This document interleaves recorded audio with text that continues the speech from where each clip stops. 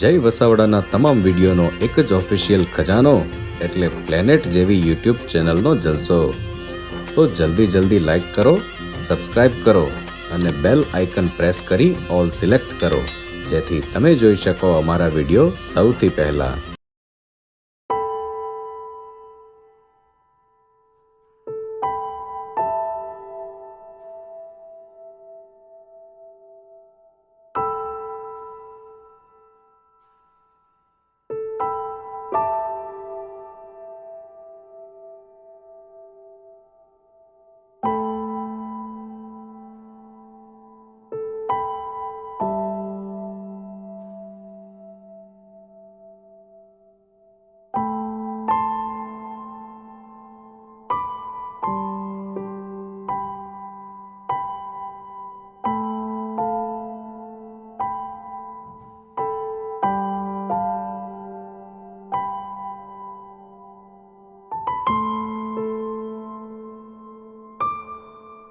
પધારેલ સર્વે મહાનુભાવો, ઉપસ્થિત આપ સર્વે, સર્વપ્રથમ આપણા કેન્દ્રીય મંત્રી આદરણીય રૂપાલા સાહેબને વિનંતી કરીશ કે આજના કાર્યક્રમનું દીપ પ્રાગટ્ય રિમોટ કંટ્રોલ દ્વારા કરશે. સર્વે મહાનુભાવો સાથે જોડાશે. ભારત માતા કી વંદે વંદે.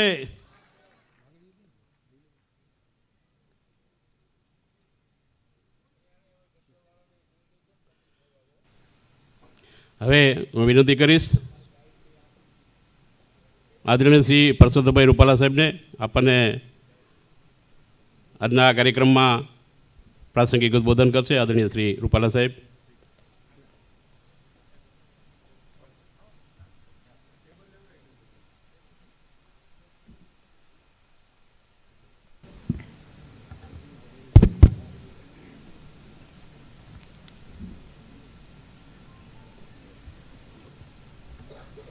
ભારત માતા કી.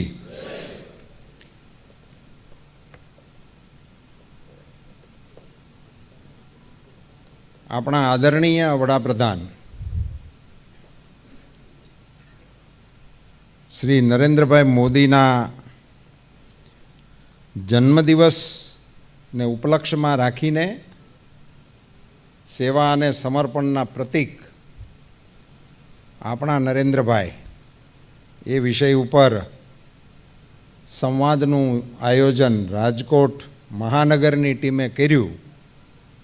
એ આયોજન કરવા બદલ એ ટીમને અભિનંદન, અને એ આયોજનનો ભાગ મને બનાવ્યો એટલા માટે હું રાજકોટ મહાનગરનો આભાર માનું છું. મને આ કાર્યક્રમની અંદર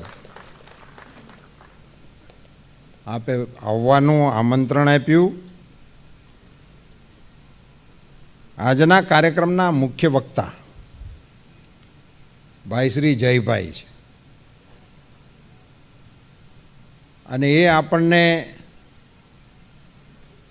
નરેન્દ્રભાઈના વ્યક્તિત્વને એમની નજરે માણવાનો એક સુંદર અવસર રાજકોટ ભાજપે ગોઠવો છે. એ માટે પણ હું રાજકોટ ભાજપને અભિનંદન આપું છું.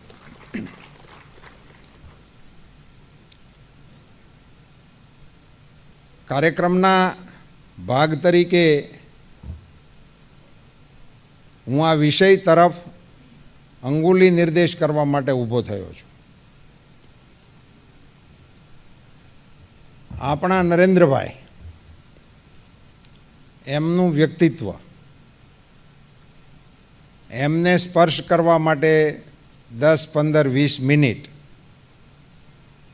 એ ઘણું કઠિન કામ કહેવાય. એટલે હું એમાંથી મારી પસંદગીનું એકાદું પાસું લઈ એ દિશામાં આપ સૌની સાથે મારા વિચારોને શેર કરવાનો પ્રયાસ કરીશ. સેવા અને સમર્પણના પ્રતીક આપણા નરેન્દ્રભાઈ, એમનો પરિચય એક કવિતાના એક શેરથી આપું. જયભાઈ છે એટલે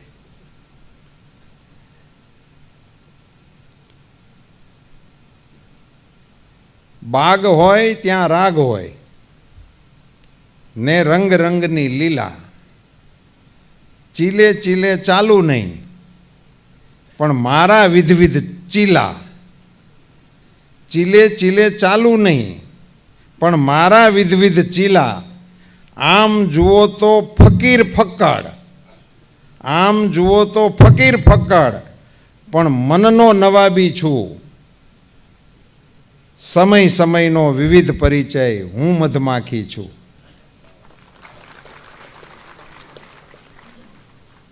કવિ શ્રી નરેન્દ્ર મોદી.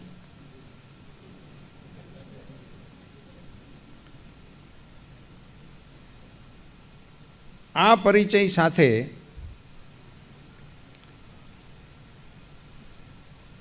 નરેન્દ્રભાઈના ભારતીય જનતા પાર્ટીના સંગઠનના કામથી કરેલી શરૂઆત, મુખ્યમંત્રીનો એમનો કાર્યકાળ અને પ્રધાનમંત્રીશ્રીનો કાર્યકાળ, આવા 3 મુખ્ય વિભાગો આ વ્યક્તિત્વના મીમાંસા માટે આપણે પાડી શકાય. અને એમાં એકાદા વિભાગમાં પણ આપણે જવું હોય તો આખો દિવસ જોઈએ. એટલે મારા મનમાં એવું આવ્યું કે સેવા અને સમર્પણના પ્રતીક નરેન્દ્રભાઈનું જે આખું જીવન છે એમાં એમની થોટ પ્રોસેસ જે છે, એમની પોતાની વિચારસરણી જે છે, એમના મનની અંદરના જે વિચારો છે એ કેવા પ્રકારના છે અને એને એ કેવી રીતે અંજામ આપે છે એને હું વિચારતો હતો ત્યારે એમણે આ ક્ષેત્રમાં એટલે સેવા અને સમર્પણના ક્ષેત્રમાં જે લોકોએ ઇતિહાસ રચ્યો છે એમના પ્રત્યે એમણે કેવું વર્તન દાખ્યું છે એ મારા મનમાં વિચાર આવ્યો. અને ત્યારે મારા ધ્યાનમાં આવ્યું કે એમણે નરેન્દ્રભાઈએ જે કામો કર્યા છે, જે કાર્યોને અંજામ આપ્યો છે, એમાં મુખ્યમંત્રી તરીકેના વિકાસના કામો, સંગઠનના એક સાધક તરીકે સંગઠનની અંદર કરેલી પહેલો, પ્રધાનમંત્રીશ્રી તરીકે કરેલા કામો, એ બધાની અંદર તો એ અનેક વિષયોને આપણે આવકારી શકીએ, એની ઉપર બોલી શકીએ, એની વિગતો આપી શકીએ. પણ નરેન્દ્રભાઈ જે પ્રકારે વિચારતા હશે ને એમના મનમાં જે વિચારો ચાલે છે એને તમે સહેજ મારી નજરે ઝીલવાની કોશિશ કરશો તો મને એમ લાગે છે કે આપણને નરેન્દ્રભાઈના વ્યક્તિત્વને મમળાવવાનો આનંદ આવશે.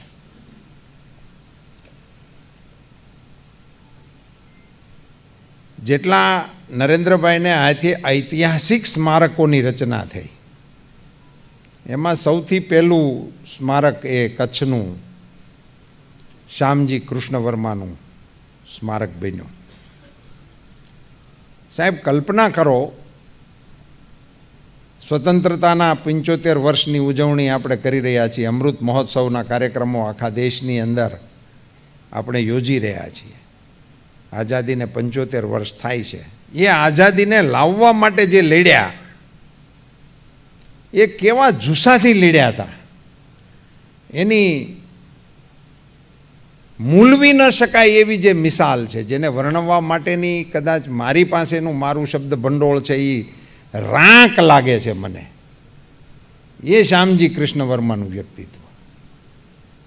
સાહેબ, એમને 30 દેશમાંથી હદપાર કર્યા હતા. આપણે હદપારના કેસ સાંભળી, 2 જિલ્લાના, 3 જિલ્લાના, લોટકો હોય તો 5 જિલ્લાના, એટલામાંથી હદપારની આપણે વાતો સાંભળી હોય. રાજબાર મોકલ્યા હોય એવા 2-4 નામ જ મને તો યાદ છે. લો, રાજ્યની બહાર હદપાર કર્યા હોય એવા. નહીંતર એટલું આપણું આઈનું હોય, રાજકોટવાળા હોય અને અમરેલીમાં રખડતા હોય, ને અમરેલીવાળા હોય આ રખડતા હોય, એમ કહેવાય હદપાર. અહીંયા પાછા મળતા હોય બધા, અને તોય એને મોટી એની હદપારીની ઓલી ગણાતી હોય છે ને એ બધાથી લોકો બીતા હોય છે. મારું કહેવાનો સૂર એ છે. તો જેને 30 દેશમાંથી હદપાર કરવો પડે એ માણસની કેવી ક્ષમતા હશે, એની કેપેસિટી કેટલી હશે અને એ સામ્રાજ્યવાદની ક્ષમતાનો વિચાર કોઈક દિવસ કરજો કે એની પાસે સત્તા કેવડી હશે કે 30 દેશમાંથી હદપાર કરવાના હુકમો કરી શકતા હતા. એ સરકાર કેવડી તાકાતવાળી હશે. એની સામે આ લડવાવાળો જણ કેવો હોય છે કે એને 30 દેશમાંથી હદપાર કરવો પડે. અને કલ્પના કરો, આંદોલન કરવું હોય કે વિરોધ કરવો હોય તોય આપણે વિચારતા હોય કે સંસદ સભ્ય કોણ છે ત્યાંનો, એના ગામમાં વિરોધનો કાર્યક્રમ કરવાનો છે, એવું આવે છે ને, વિચારીએ છીએ આપણે, અને એની અસરે આવે છે. તો એક આપણા સ્થાનિક આગેવાનોની કેટલાકની અસરને કારણે એના વિસ્તારમાં આંદોલન કરતા અચકાતા હોઈએ. એ સામ્રાજ્યના પાટનગર લંડનની અંદર ઇન્ડિયા હાઉસની સ્થાપના કરી આ માણસે.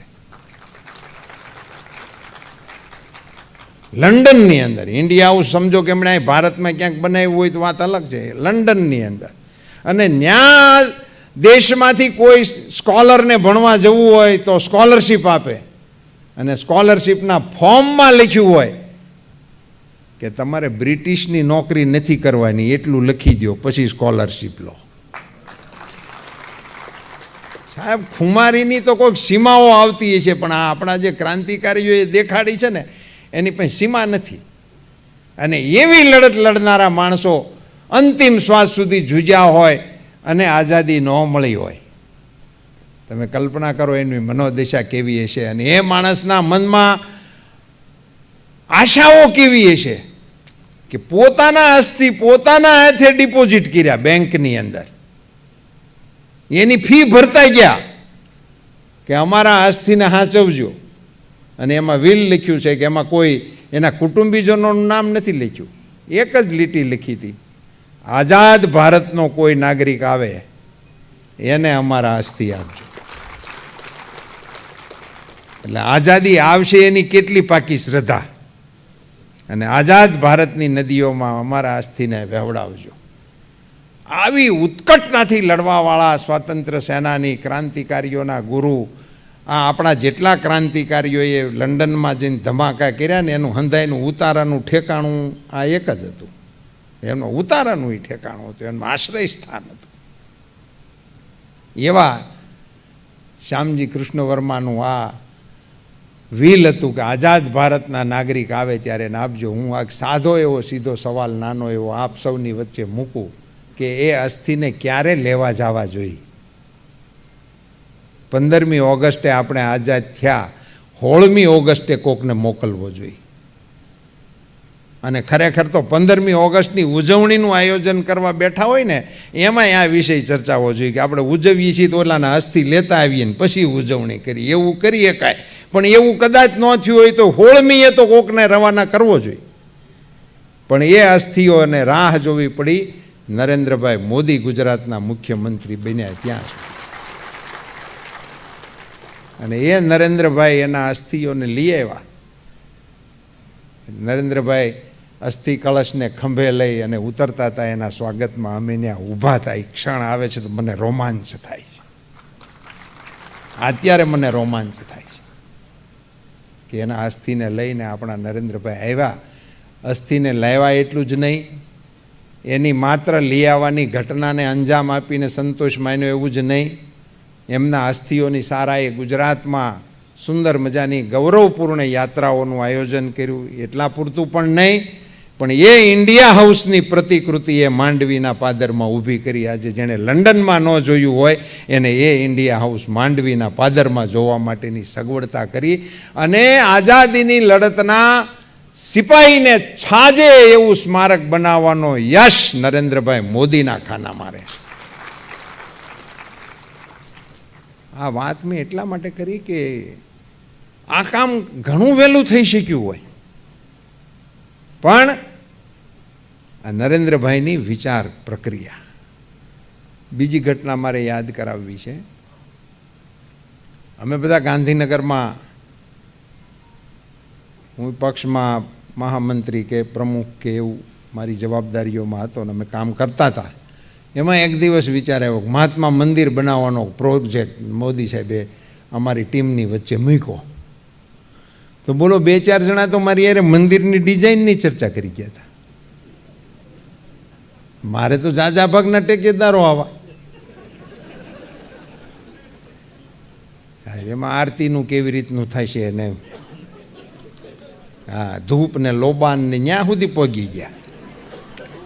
હા મેં કીધું આ મહાત્મા મંદિર 2-4 બેઠકોમાં ભાગ લીધો ત્યારે સમજણ પડી કે સાહેબ કઈ દિશામાં કામ કરે છે. અને બન્યું અને એનું જ્યારે સાહેબ કાર્યક્રમ એનો શિલાન્યાસનો થયો, તમને વિચાર આવે છે કે એક માનો કે પ્રોજેક્ટ સાહેબના મનમાં આવ્યો હોત કે એક સ્મારક બનાવવાનું છે, તો એક ભવ્ય મકાન, ભવ્ય સ્ટ્રક્ચર, એવું નહીં, આખી દુનિયાની પવિત્ર નદીઓના પાણી મંગાવવામાં આવ્યા, આખી દુનિયાના. તમે કલ્પના કરો, મહાત્મા મંદિરના શિલાન્યાસની અંદર વિશ્વભરની પવિત્ર નદીઓના જળ લઈ અને વિશ્વમાં વસતા ગુજરાતીઓને તેડાવ્યા કે તમે આવો, એ જળને લઈ અને એમની ઉપસ્થિતિમાં એ શિલાન્યાસ થયો. તમે કલ્પના કરો છો, વિશ્વ માનવનું આપોઆપ એની અંદર ઓતપ્રોત કરવું. સ્મારક બનાવવું એક વાત છે. માનો કે શ્યામજી કૃષ્ણ વર્માનું સ્મારક કોઈ સારામાં સારા શિલ્પીને આપી દીધું હોત ને ડિઝાઇન કરીને ગમે તેવા માળનું બનાવી દીધું હોત તો એનું કોઈ માધ્યમ નહોતું, પણ ઇન્ડિયા હાઉસ બનવું જોઈએ ત્યાં. આ વિષય જેવો છે એમ મહાત્મા મંદિરની અંદર વિશ્વભરની પવિત્ર નદીઓ, એનું આહવાન થવું અને વિશ્વભરના ગુજરાતી સમાજોનું આવવું અને એની સાથે એમનો શિલાન્યાસ થવો.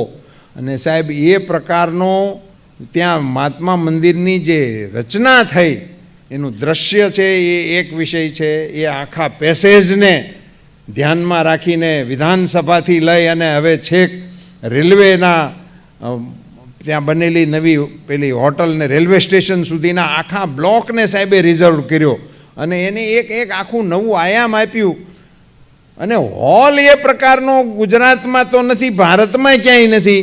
અને એને કારણે સાહેબ વિશ્વની સંસ્થાઓના કાર્યક્રમોનું યજમાન થવાનું સૌભાગ્ય ગાંધીનગરને પ્રાપ્ત થયું. મેં એક વખત સમાચાર વાંચ્યા ત્યાર પછી કે આફ્રિકાની દેશની તમામ બેન્કો અને એનું યુનિયન, એને તમામના લોકોએ આફ્રિકનનું એ આખું દેશ, આખા ખંડની બેન્કોનું યુનિયનનો એમણે કાર્યક્રમ ડેસ્ટિની તરીકે ગાંધીનગરના મહાત્મા મંદિરને પસંદ કરીને એમાં એ કાર્યક્રમ કર્યો હતો. આ પ્રકાર, હા, દાંડી કુટીર. આ આખી એક સ્મારકને એક, એટલે મારું જે કહેવાનું છે, એક તો સ્મારકને મહાત્માજીનું છે તો વિશ્વ માનવની કલ્પના સાથે એમને જોડી, એ પ્રકારની એમની રચના, એ પ્રકારનું એમનું આયોજન. શ્યામજી કૃષ્ણ વર્માજીની પછી મહાત્મા ગાંધીજી ને પછી સરદાર સાહેબ આવ્યા. સાહેબ સરદાર સાહેબનું સ્મારક બનાવવાનું આવ્યું અને એમણે આખા દેશના ગામડાઓમાંથી લોખંડ ઉઘરાવવાનો કાર્યક્રમ કર્યો. અને લોખંડ પણ એવું જે ખેતરમાં વપરાયેલું હોય એવું, નવું નહીં. ધારો કે એમણે એમ કીધું કે ભાઈ અમારે એટલા ટન લોખંડની જરૂર છે, યથાશક્તિ હવે લખાવો, તો એમાં જોઈએ એની કરતાં જાજુ તરત લોકોએ ઊભા થઈને ગિરિરાજ હરણ કી જય કરી દીધી હોય. ભાઈ એવી રીતે નહીં લોખંડ જોતું, એમને લોખંડ ઉઘરાવ્યું ખેડૂતોના ખેતરમાં વપરાયેલું જૂનું લોખંડનો ટુકડો જોઈએ, એમ વપરાયેલું લોખંડ. સાહેબ કલ્પના તમે કરો. અને સરદાર સાહેબને માટે થઈને આખા દેશની અંદર આપણા રાજ્યના આગેવાનો ગયા અને રાજ્યની અંદર કાર્યક્રમો થયા અને તમામ લોખંડના ટુકડા, સરનામા અને ફોટા સાથેના એકત્રિત થયેલા છે. અને એ ત્યાં મ્યુઝિયમની અંદર આજે પણ એ વિસ્તારના પ્રદેશના લોકો આવે તો આઈડેન્ટિફાય કરી શકે કે આ અમારા સરપંચનો ફોટો છે, એ વખતના સરપંચોના ફોટા પણ. સાહેબ આખા દેશના ધરતી ઉપર ખેડાયેલા ઓજારોના લોખંડને ભેગું કરી અને સરદાર સાહેબની પ્રતિમા બનાવવાનો સંકલ્પ જે છે ને, એ આપણા નરેન્દ્રભાઈ મોદીનો પરિચય છે. એની અંદર એનો પરિચય છુપાયેલો. આ એવી કલ્પના, આ બધી કુંવારી કલ્પનાઓ કહેવાય. આવું કોઈને આવે જ નહીં, આવો વિચાર જ કોઈ ના આવે. એની ઊંચાઈ. સરદાર સાહેબનું સ્ટેચ્યુ બન્યું તે દિવસે એની જેવડું સ્ટેચ્યુ કોઈ દુનિયામાં નહીં. એ સરદાર સાહેબને શોભે એવી શ્રદ્ધાંજલિ કહેવાય. સરદારનું વ્યક્તિત્વ એને અનુરૂપ એમનું સ્ટેચ્યુ. સરદાર સાહેબ નું વ્યક્તિત્વ આપણી આઝાદીની લડાઈમાંથી બહાર કાઢી નાખો ને તો નકશો જ બને નહીં આપણો. એવો ખાંસા ખુશીવાળો થયો હોત કે એને આપણો નકશો કહેતા આપણને શરમ આવતી હોત. એવું કામ જે નેતાએ કર્યું એને ભૂલવાડી દેવાનો પ્રયાસ થયો છે. મેં તો હમણાં આપણી કારોબારીમાં કહ્યું હતું કે અહીંયા કોંગ્રેસની કારોબારી થવી જોઈએ. એ કોંગ્રેસના નેતા હતા સરદાર વલ્લભભાઈ પટેલ. હજી હિંમત નથી કરતા દર્શને આવવાની.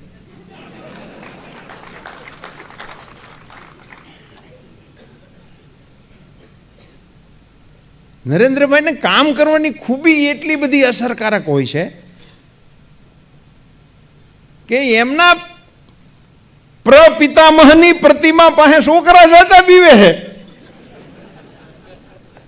હજી એમ જઈને ખોખારો મારીને કહી નથી શકતા કે અમારા બાપા છે, એમ એટલું નથી કહી શકતા. સ્મારક તો બનાવે પણ બનાવવાની વાતને બનાવે છે. એક દિવસ હું ટીવી જોતો હતો અને મને કાર્યક્રમની ખબર નહીં છે. આખી ટ્રેનની અંદર બધા લોકો ત્યાં જતા હતા કેવડિયા, અને ટ્રેનોમાંથી ઉતરીને બધા કહેતા હતા કે ટ્રેનની વ્યવસ્થા કરી રાજ્ય સરકારે, ભારત સરકારે, એટલે અમે અહીંયા દર્શને આવ્યા છીએ. સાહેબ, આખા દેશની તમામ દિશાઓમાંથી ટ્રેનોને કેવડિયા હારે જોડી દીધી. સ્મારક કરીને પછી એમ ભૂલી જવાનું નહીં કે ભાઈ આપણે પૂતળું ઊભું કરી દીધું, પછી સાફ સફાઈ કરવાવાળા કોઈક આવે તેથી કાર્યક્રમને દીધી જય જગન્નાથ, એવું નહીં. સાહેબ, બાબા સાહેબ આંબેડકર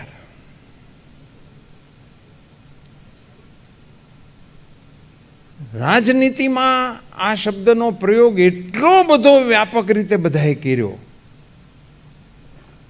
પણ બાબા સાહેબ માટે કોઈએ કાંઈ કર્યું હોય એવું હજી ઇતિહાસના પાનાઓમાંથી ક્યાંય મળતું નથી. દિલ્હીની અંદર જે ભવન બનાવવામાં આવ્યું છે સાહેબ બાબા સાહેબનું, એટલું અદ્ભુત, જેને ટેકનોલોજીનો ચમત્કાર કહી શકાય એ પ્રકારનું અદ્ભુત પુસ્તક ટાઈપનું આખું મકાન. દૂરથી તમે જુઓ તો એક મોટા પુસ્તકની અંદર તમે પ્રવેશ કરી રહ્યા છો. બંધારણની યાદી આપણને મકાન જોતા વેત આવી જાય, અને અંદર જઈ અને એના જીવનના કોઈ પણ પાસાને સ્પર્શવાની આપને ઈચ્છા થાય, એને તમે સ્પર્શી શકો, એને માણી શકો, એને વાગોળી શકો એવું અદ્ભુત સ્મારક દેશના પાટનગરની અંદર ઊભું કરવાનું શ્રેય પણ મોદીજીના ખાનામાં જાય છે. નરેન્દ્રભાઈ મોદીએ આ બધી જે રચનાઓ કરી છે મિત્રો, એ યોગ્ય વ્યક્તિઓ તરફ યોગ્ય સમયે યોગ્ય શ્રદ્ધાંજલિ આપવાની એમની જે માનસિકતા છે, અને કોઈ પણ કામને પૂર્ણ આયોજન વગર કરવું નહીં એવી એમની જે કામ કરવાની પદ્ધતિ છે, એમાંથી શરૂ કરાયેલી નરેન્દ્રભાઈની આપણા સંગઠન મહામંત્રીના કાર્યકાળથી શરૂ થયેલી યાત્રા, આમાં જૂના ભાજપના આગેવાનો હશે અને જેણે સંગઠનમાં લાંબો સમય કામ કર્યું છે એને યાદે હશે કે સોપડા પહેલાં વહેલા એ હવે મહામંત્રી બન્યા પછી આ મોટા લાંબા આવા સોપડા બધા આપણને પકડાવ્યા હતા. અમારી પાસે હાંસિયા ગળાવ્યા છે ભાઈ સાહેબ, અદ્ભુત. ત્યાંથી શરૂ કરીને ગુજરાતના મુખ્યમંત્રી તરીકે એમનું આવવું, અને એ બધા વિષયોને આજે મારે અહીંયા સ્પર્શ નથી કરવા. અહીંયા એક શબ્દનો સિદ્ધ હસ્તશિલ્પી જે કાળમીંડ પાણાની અંદર જો પોતાની છીણીને ચલાવે તો નટરાજની મૂર્તિના દર્શન આપણને કરાવી શકે એવો શબ્દશિલ્પી ભાઈ જય વસાવડા આપણી વચ્ચે છે. એમને મોકળું મેદાન મળે અને આપણને મોદીજીના વ્યક્તિત્વને એમની નજરે મમળાવવાનો આપણને પ્રયાસ કરાવે. પુનશ્ચ એક અદ્ભુત વિશ્વ સ્તરે વિલસતું વ્યક્તિત્વ આપણા પ્રિય નરેન્દ્રભાઈ મોદી. વિશ્વ સ્તરે વિલસતું વ્યક્તિત્વ પણ આપણા પ્રિય નરેન્દ્રભાઈ, એમને સ્મરણ કરીએ તો એમના જ શબ્દોમાં સમી સાંજની વેળા આપણે રમતા રામ અકેલા. સમી સાંજની વેળા આપણે રમતા રામ અકેલા, મારા આ તન મનમાં ઉભરે તરણે તરના મેળા. કોઈ પાસે નહીં લેવું દેવું, કોઈ પાસે નહીં લેવું દેવું, કદી ન હોય નહીં મારું તારું. આ દુનિયામાં જે કંઈ છે તે મનગમતું મજિયારું. સમી સાંજની વેળા આપણે રમતા રામ અકેલા. આ દુનિયામાં જે કંઈ છે તે મનગમતું મજિયારું. સાહેબ, કલ્પનાના વિહાર કરવા માટે આનીથી વધારે સારી વસ્તુઓ આપણને ક્યાં મળે. અને નરેન્દ્રભાઈની જે કુદરત પાસે માગણી છે, દરિયો પણ કોઈ દિવસ ડૂસકા ભરે, દરિયો પણ કોઈ દિવસ ડૂસકા ભરે ને ત્યારે પણ બોલું નહીં કદીએ અરે. દરિયો પણ કોઈ દિવસ ડૂસકા ભરે ત્યારે પણ બોલું નહીં કદીએ અરે. માડી મને દૈવત દેજે, માડી મને કૌવત દેજે. આવા અદ્ભુત વ્યક્તિત્વના માલિક આપણા સેનાપતિ છે, એનું આપણને ગૌરવ છે. આપ સૌએ મારા મનના ભાવોને આપની વચ્ચે વહેતા કરવાની અનુકૂળતા કરી આપવા બદલ રાજકોટ ભાજપનો આભાર માની વિરમું છું. વંદે માતરમ.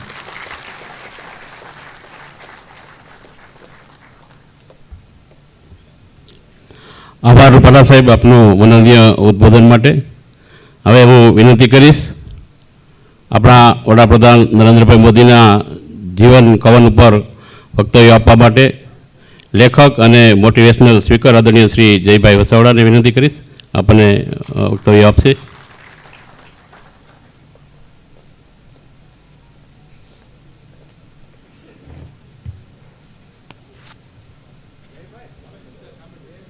જી હા, જેમ જેમ આપને અનુકૂળતા.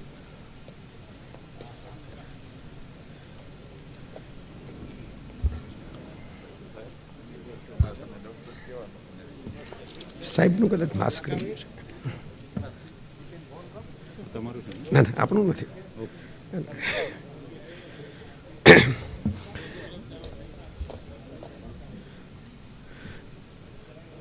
માસ્કની સાથે ખેસ એટલે કાઢ્યો કે આ સાવજ છે એ દેખાય, બીજું કોઈ કારણ નથી. બાકી હું તો ઘરેથી જ લઈને આવ્યો છું. પણ પરમ આદરણીય રૂપાલા સાહેબને વંદન કરી લઉં. મારી ઘરે પધાર્યા ત્યારે પુસ્તકોનો ખજાનો બધો, અને અમારે તો પુસ્તકો વચ્ચે જ સુવાનું એવી હાલત છે. પણ બધા આવે જોવે પુસ્તકો, પણ સાહેબ તો પુસ્તકો હાથમાં લઈ લઈને એક એક પુસ્તક વિશે ચર્ચા કરવા લાગે. એટલો એમનો પુસ્તક પ્રેમ, એટલો એમનો શબ્દ પ્રેમ કે મને કે હું તો આના માટે તો આવ્યો છું, બાકી ચા પીવત બધી જઈ શકાય, ચા તો ગમે ત્યાં મળે. અને અમે રૂપાલા સાહેબ પછી બોલવાનો વારો આવે એટલે આખે આખી આપણી રાજકોટની સરસ મજાની વચ્ચે ચમચી ઊભી રહે એવી ખડતલ ચા પીધા પછી ગ્રીન ટી પીવાનું થાય ને એવો સ્વાદ લાગે તમને. કારણ કે ગ્રીન ટી તો મહેમાનોને કાઢી મૂકવા માટે વપરાતું શસ્ત્ર છે એવું મને ક્યારેક લાગે છે. ઘરે કોઈક આવ્યા હોય એટલે શું એ આમ બોલી ન શકે, આમ પી ન શકે, પછી એને એમ થાય કે 5 મિનિટમાં ઊભા થઈ જાય ને તો આખો કપ પૂરો ન કરવો પડે. પણ મારું આવું ફીકું લાગે તો એના માટે મેં કીધું સાહેબના જે રંગો છે, હું તો મેં સાહેબને હમણાં જ કહેતો હતો, મેં કીધું સાહેબ તમે મને પરિચયમાં આવી રીતે આવ્યા ને બાજુમાં બેસતા થવાનું સૌભાગ્ય મળ્યું એ પહેલાં હું તો આ જેમ બધા મિત્રો બેઠા છે અમારે એમ સામે બેસીને સાંભળવા તમને આવતો. તમારું તો એવું મને આમ આકર્ષણ હતું કે રૂપાલા સાહેબ કંઈક બોલે, નવી વાત લઈ આવે, એમનો પ્રકાંડ અભ્યાસ એટલો, દરેક વાત ઉપર કૃષ્ણ અને રામ ઉપર એમને સાંભળવા તો લાવો છે સાહેબ. એવું સરસ વાતો કરે એટલે મને તો આનંદ થયો, મને જાણકારી થઈ કે ભાઈ સાહેબ આવવાના છે. અચાનક જ ખબર પડી ને મેં કીધું વાહ, તો બહુ સરસ, સોને પે સુહાગા જેવી વાત છે. જન્મદિનનો કાર્યક્રમ એટલે હું તો લાલ રંગ પહેરીને આવ્યો કે આપણે કંઈ આ શોક સભામાં નથી જતા, આપણે તો જન્મદિવસના ઉત્સવમાં ઉજવણીમાં જઈએ છીએ. એટલે આપણે તો નરેન્દ્રભાઈના જન્મદિવસ કાર્યક્રમો કેવી રીતે કરવા એ જેણે આમ જુઓ તો આખા ભારતને શીખવાડ્યું કાર્યક્રમ કેવી રીતે કરવા.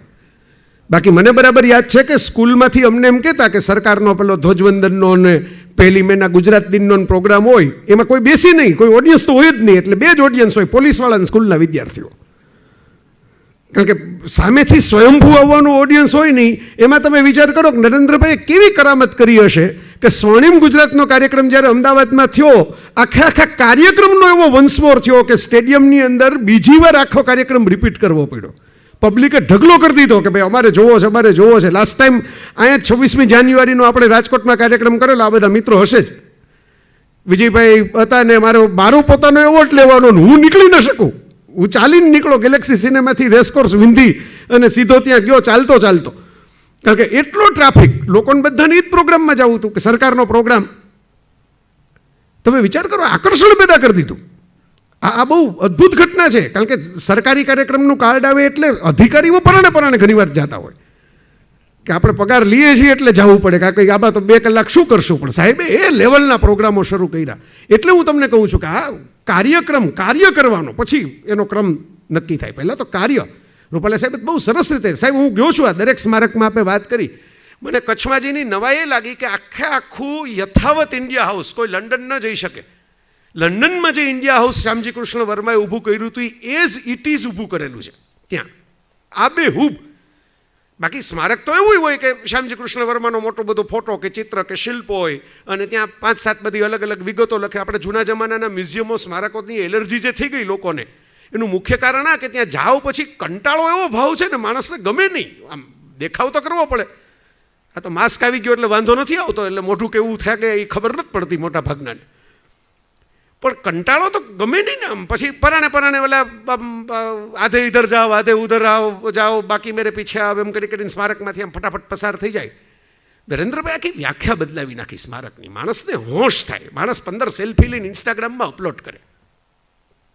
અને આવું કહું છું ત્યારે હું તો મારા સંભારણાય થોડાક કહીશ નાનકડા, પણ મારે ચોખ્ખો ટેક કરવાની. આમાં ઘણી વખત અમે આવું હું ફેસબુક ઉપર આમ તેમ મૂકું ને તોય 5-15 જણા કે એટલે તમે તો ફલાણી બાબતમાં ટીકાઈ કરતા હો છો. એટલે હું ઘણીવાર કહું, મેં હમણાં સાહેબને પુસ્તક આપ્યું 25 વર્ષની લેખન યાત્રાનું, રૂપાલા સાહેબને જે હતું એમાં મેં કોટ મારું જ લખ્યું છે કે મરચાની કોઈ સિઝન ન હોય, સાચું બોલીએ ત્યારે લાગે. હું તો ગોંડલમાં મોટો થયો એટલે મરચા તો યાદ આવે. પણ મહત્વની વાત એ છે કે ધારો કે હું ફિલ્મ રિવ્યૂ રાઇટર હોઉં, 2 ઘડી એમ વિચારી લો, હું લેખક નથી, ફિલ્મ રિવ્યૂનું કામ કરું છું. દર શુક્રવારે રજૂ થાય. હું દરેક ફિલ્મમાં એમ લખું, અદ્ભુત ફિલ્મ બનાવી છે, મહાન ફિલ્મ બનાવી છે, શ્રેષ્ઠ ફિલ્મ બનાવી છે, જોયા આવો. પછી 1-2 વર્ષ પછી મારી કોલમ ચાલુ હોય પણ વાચક બંધ થઈ ગયો હોય. કારણ કે એને ખબર પડી જાય કે આ અહોભાવથી આગળ જતા જ નથી. આનામાં કંઈ સમીક્ષા, આનામાં કંઈ એનાલિસિસ, આનામાં કંઈ ફેક્ટ ફાઇન્ડિંગ કંઈ જેવી ચીજ જ નથી. એટલે હું તો ઘણીવાર કહું છું ને, આજે મને મોકો મળ્યો એટલે હું જાહેરમાં કહું છું કે સમીક્ષાની વેલ્યુ ત્યારે હોય જ્યારે એની વેલિડિટી છે એ ફેક્ટ ફાઇલ ઉપર પ્લસ માઇનસ મુજબ ગણાય. અને એવું કામ કરતો હું, કોઈ જાતના કોઈ નિસ્વાર્થ ભાવે એમને કે મને એમ લાગે કે આ વાત સારી છે, એને દિલથી વખાણવાની, તૂટી પડવાનું વખાણવા માટે. કોઈક માણસને એમ થાય કે આ ભાઈ આ ખરેખર ખેસ પહેરીને હમણાં ચૂંટણીમાં ઊભા રહેશે, ટિકિટ માગવા જતા રહેશે. પણ દિલથી વખાણ કરવાના હોય, એની કોઈ સ્વાર્થ ન હોય, એની પાછળ કંઈ માગવાનું ન હોય. મારા અત્યારે મોટામાં મોટી ચેલેન્જ એ છે, ભરતભાઈને ખબર છે, એમનો ફોન આવ્યો, મેં કીધું મારા પપ્પાની તબિયત બહુ નાજુક સંતુલન ઉપર છે અને અમારે ચેલેન્જ એ થઈ ગઈ છે. સાહેબ તો આવી ગયા છે ઘરે, પાટીલ સાહેબ આવ્યા છે, રૂપાલા સાહેબ આવ્યા છે, કમલેશભાઈ, બધા આપણે પાટીલ સાહેબ વખતે તો બધા મોહનભાઈ બધા એકસાથે આવ્યા હતા.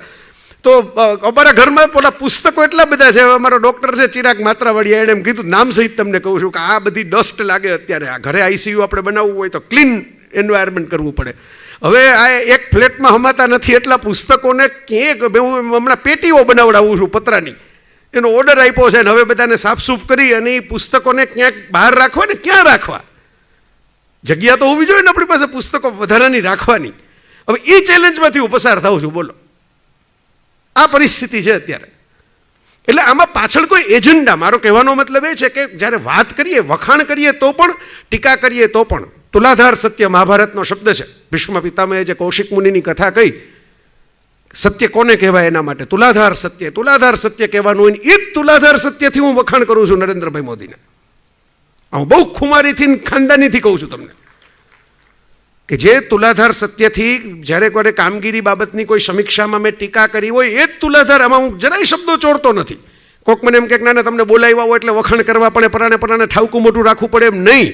2007માં ગુજરાત સમાચારની મારી કોલમમાં જાગે સોને વાલો સુનો ગુજરાત કી કહાની, જ્યારે આખું નેશનલ મીડિયા ચોંટી પડ્યું હતું ગુજરાત ઉપર, એક તબક્કે તો હાલત એવી થઈ ગઈ હતી કે એનડીટીવીની એક ડિબેટની અંદર અમરસિંહ ચૌધરી છે એને ઘેરી લેવામાં આવ્યા હતા અને નરેન્દ્રભાઈ ત્યારે સીએમ હતા અને અમરસિંહ ચૌધરી વિપક્ષના નેતા હતા અને નરેન્દ્રભાઈએ એમના વતી દલીલો કરી હતી. આ પ્રોગ્રામ હું તમને ચેનલના નામ સહિત કહું છું, મેં જોયેલો છે એ પ્રોગ્રામ. એટલે એમણે એમ કીધું કે ભાઈ આ ખોટી વાત છે, ગુજરાત બદનામ થઈ રહ્યું છે આની અંદર. કારણ કે વિપક્ષના નેતાને સરસ રીતે બોલતા ન આવડે, એમની વક્તૃત્વ શક્તિ પ્રભાવક ન હોય, એટલે તમે એમને આવી રીતે ટાર્ગેટ કરો એમ નહીં. કારણ કે આ વાત તો ગુજરાતની છે, આ વાત ભાજપ કોંગ્રેસની નથી, ગુજરાતની છે. આ એ વખતે એમનું સ્ટેન્ડ હતું. 2002 પછીની ડિબેટોની હું વાત કરું છું.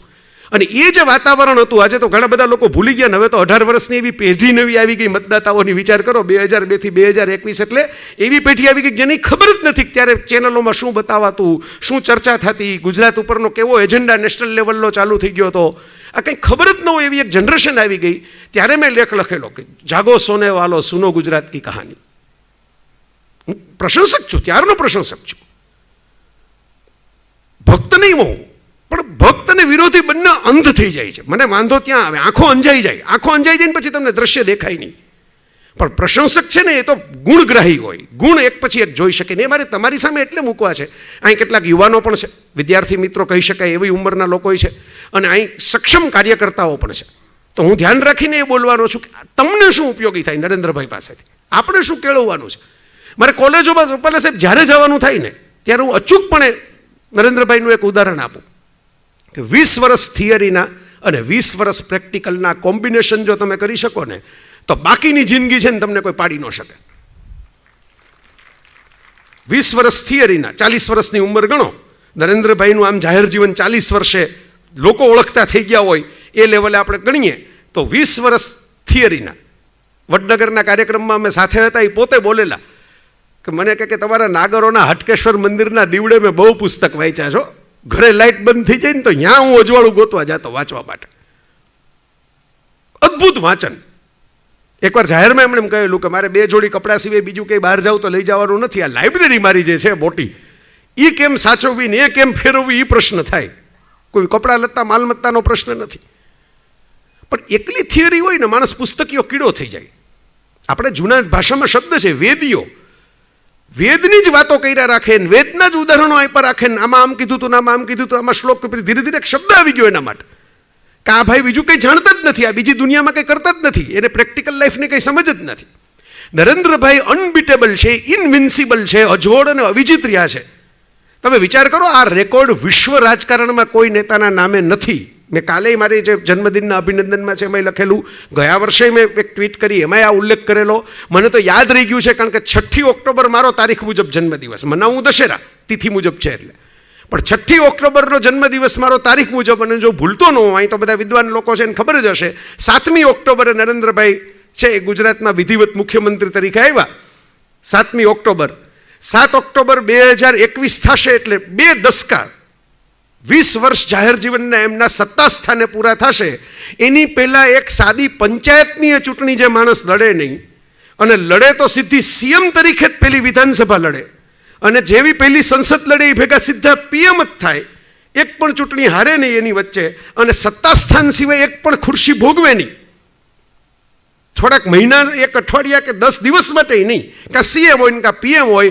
આવો રેકોર્ડ મને વિશ્વ રાજકારણમાં કોઈ પણ બીજા નેતાનો હોય તો બતાવો. મેં કીધું ને કે હું ગુણગ્રાહી છું, હું જો વખાણ કરું તો એનું કારણ હોય, એમને વખાણ નથી કરતો, છે જ નહીં. આપણે ગુજરાતી તરીકે ગૌરવ થઈ જાય, છાતી ગજગજ ભૂલે કે આપણે આ નેતા પેદા કર્યા છે. કે એક વખત જેણે નક્કી કર્યું કે હવે મારે એક્ટિવ પોલિટિક્સની અંદર આવવું છે તો પછી સેન્ચુરી જ હોય. ડોન બ્રેડમેન રિટાયર થાય, ડોન બ્રેડમેન ડ્રોપ ન થાય. આ સમજો વાત. રિટાયર થાય કે હવે આપણે we are calling the shots, પણ ટીમમાંથી ડ્રોપ ન થાય. 5 જણા ભેગા થઈને એમ ન કે હવે આપણે શું કરશું તમારું સ્થાનનું, એ લેવલ પ્રાપ્ત કરવું ને સાહેબ, આ લેવલની વાત નથી, લેવલની વાત છે. એટલે નરેન્દ્રભાઈ ગમે છે, એમને નથી ગમતા. બેકગ્રાઉન્ડ શું? પ્રખર ટીકાકાર કહેવાય ભાજપના એવા એક ઇતિહાસકાર છે રૂપાલા સાહેબ, તમને ખબર હશે, મેં તમને કાગળ લખ્યો હતો અને જવાબ નથી આપ્યો. એમણે મેકર્સ ઓફ મોડર્ન ઇન્ડિયા નામનું પુસ્તક લખ્યું, રામચંદ્ર ગુહા. એમાં ઘણા બધા નામો લખ્યા, સ્વામી વિવેકાનંદથી માંડીને હેડગેવર સાહેબ સુધીને યાદ કર્યા, પણ સરદાર પટેલનું નામ જ નહીં મેકર્સ ઓફ મોડર્ન ઇન્ડિયામાં. કારણ કે ગુજરાતની બહાર સરદાર સાહેબનું કોન્ટ્રીબ્યુશન જ અલોપ થઈ ગયું છે. એટલે મેં તો એ વખતે, ત્યારે પત્રોના જમાના હતા, ઈમેલના જમાના નહોતા, આપણે પત્ર લખ્યો હતો વાચક તરીકે કે સાહેબ તમે મેકર્સ ઓફ મોડર્ન ઇન્ડિયાની નવી એડિશનમાં એક નામ ઉમેરો. સરદાર પટેલ વગર તો આ મોડર્ન ઇન્ડિયા જ ન હોત. બંધારણ, સિવિલ સર્વિસ બધું જ સરદાર સાહેબ ઊભું કર્યું. આ સિવિલ સર્વિસ જે છે આપણી અત્યારની સિસ્ટમ, વહીવટી માળખું, એ સરદાર સાહેબ નવીનીકરણ કરીને લઈ આવ્યા. બંધારણ સભામાં પણ બધું એમને જ કોઓર્ડિનેશન કરતા હતા. આંબેડકર સાહેબને મનાવીને ખાસ આદરપૂર્વક અને પૂરી સ્વતંત્રતા સાથે. તો સરદાર સાહેબની આ સિદ્ધિ હોવા છતાં વિચાર કરો, એનું નામ જ નહીં, આ રામચંદ્ર ગુહા. એટલે હું તમને બેકગ્રાઉન્ડ એટલે આપું છું કે કઈ હદે બાયસ માણસ હોય તમને ખ્યાલ આવે કે ઇતિહાસકાર ખરા પણ પછી એડિટિંગમાં બાયસ થઈ જાય. આ રામચંદ્ર ગુહાએ 1.5 વર્ષ પહેલાં એમ કહ્યું કે નરેન્દ્ર મોદીની ગમે તેટલી તમે ટીકા કરો, એક વાત તમારે સ્વીકારવી પડે કે આ માણસનું કોઈ બેકગ્રાઉન્ડ નથી. મનીષભાઈને ખબર છે, એટલે કોઈકને એમ થાય કે આ ભાઈ કંઈક એમને મલાવતા હશે કે આમાં કોણ રામચંદ્ર ગુહાને સાંભળવા ગયું છે, કે કોઈ બેકગ્રાઉન્ડ નથી, જેનું કોઈ ફેમિલી નથી પોલિટિક્સની અંદર, કોઈ હોદ્દા ઉપર, જેની પાસે કોઈ એવા વિરાટ પૈસા હોય કે કોઈ મોટી ઇન્ડસ્ટ્રી હોય, એવું કંઈ નથી. એ માણસ આપબળે પ્રાઇમ મિનિસ્ટર થયા છે. તમે ખાલી એની ટીકા કરીને એને હટાવી નહીં શકો. એ જર્ની તમારી પાસે નથી. એણે જે યાત્રા કરી છે ને, યાત્રા તમારે ખેડવી પડે. જો તમારે ત્યાં હટાવવા લગીએ પહોંચવું હોય તો એ યાત્રા જ તમારી પાસે નથી. એ કોને કીધું એ તો તમે સમજી જ ગયા છો કે તમારી પાસે જર્ની જ નથી. કારણ કે તમે તો ચિઠ્ઠીથી આવ્યા છો, સીધા આવી ગયા છો. સીધા આવવું અને પગથિયા ચડીને આવવું, બે વચ્ચે ફેર છે ને. હું સીધો ઓલા આમ હેલિકોપ્ટરમાંથી સીધો ઉતરી જાઉં પહાડ ઉપર તો દર્શન મને થાય, એની ના નહીં, પણ હું પગથિયા ચડીને જાઉં ને તો દર્શનની સાથે કષ્ટ પણ મને મળે ને, કષ્ટ પ્રમાણે દ્રશ્ય પણ બદલાતા જાય. એની મજા છે પગથિયા ચડીને જવાની, તમારા દ્રશ્ય બદલાતા જાય. ઓલું ખાલી મંદિરનું જ દ્રશ્ય મળે, ઓલું તમને યાત્રાના દ્રશ્યો મળે. અને અહીં તો એવા વડીલો બેઠા છે કે મેં કીધું, હું તો વિદ્યાર્થી કાળ હતો મારો, કે વિચાર કરો કે 90sની અંદર જ્યારે ઉષાકાળ કહેવાય ભાજપનો પોલિટિકલ, 1984ની ચૂંટણી પછી જે નવેસરથી આખું સંગઠન કરી અને આમ નવી કોન્ફિડન્સ સાથે જે રથયાત્રાથી શરૂઆત થઈ અને ધીરે ધીરે રામ મંદિરનો, અને હું તો બહુ સ્પષ્ટ સમર્થક છું રામ મંદિરનો. તમે જેણે મારા લેખો વાંચ્યા હશે રેગ્યુલર અને ખબર હશે, ભારતના બંધારણની જે હસ્તલિખિત પ્રત છે, જેમાં નંદલાલ બોઝના રામ દરબારના ચિત્રો છે, આ ભારતના બંધારણની હસ્તલિખિત પ્રત છે. કંઈ હું મારું ઘરનું જ કહેતો નથી. મહાત્મા ગાંધીની સમાધિ ઉપર હે રામ લખાયેલું છે. જવાહરલાલ નહેરુના ડિસ્કવરી ઓફ ઇન્ડિયા પુસ્તકમાં આખું એક પ્રકરણ છે રામ અને કૃષ્ણ ઉપર, કે આ કઈ કક્ષાએ એમનો પ્રભાવ છે.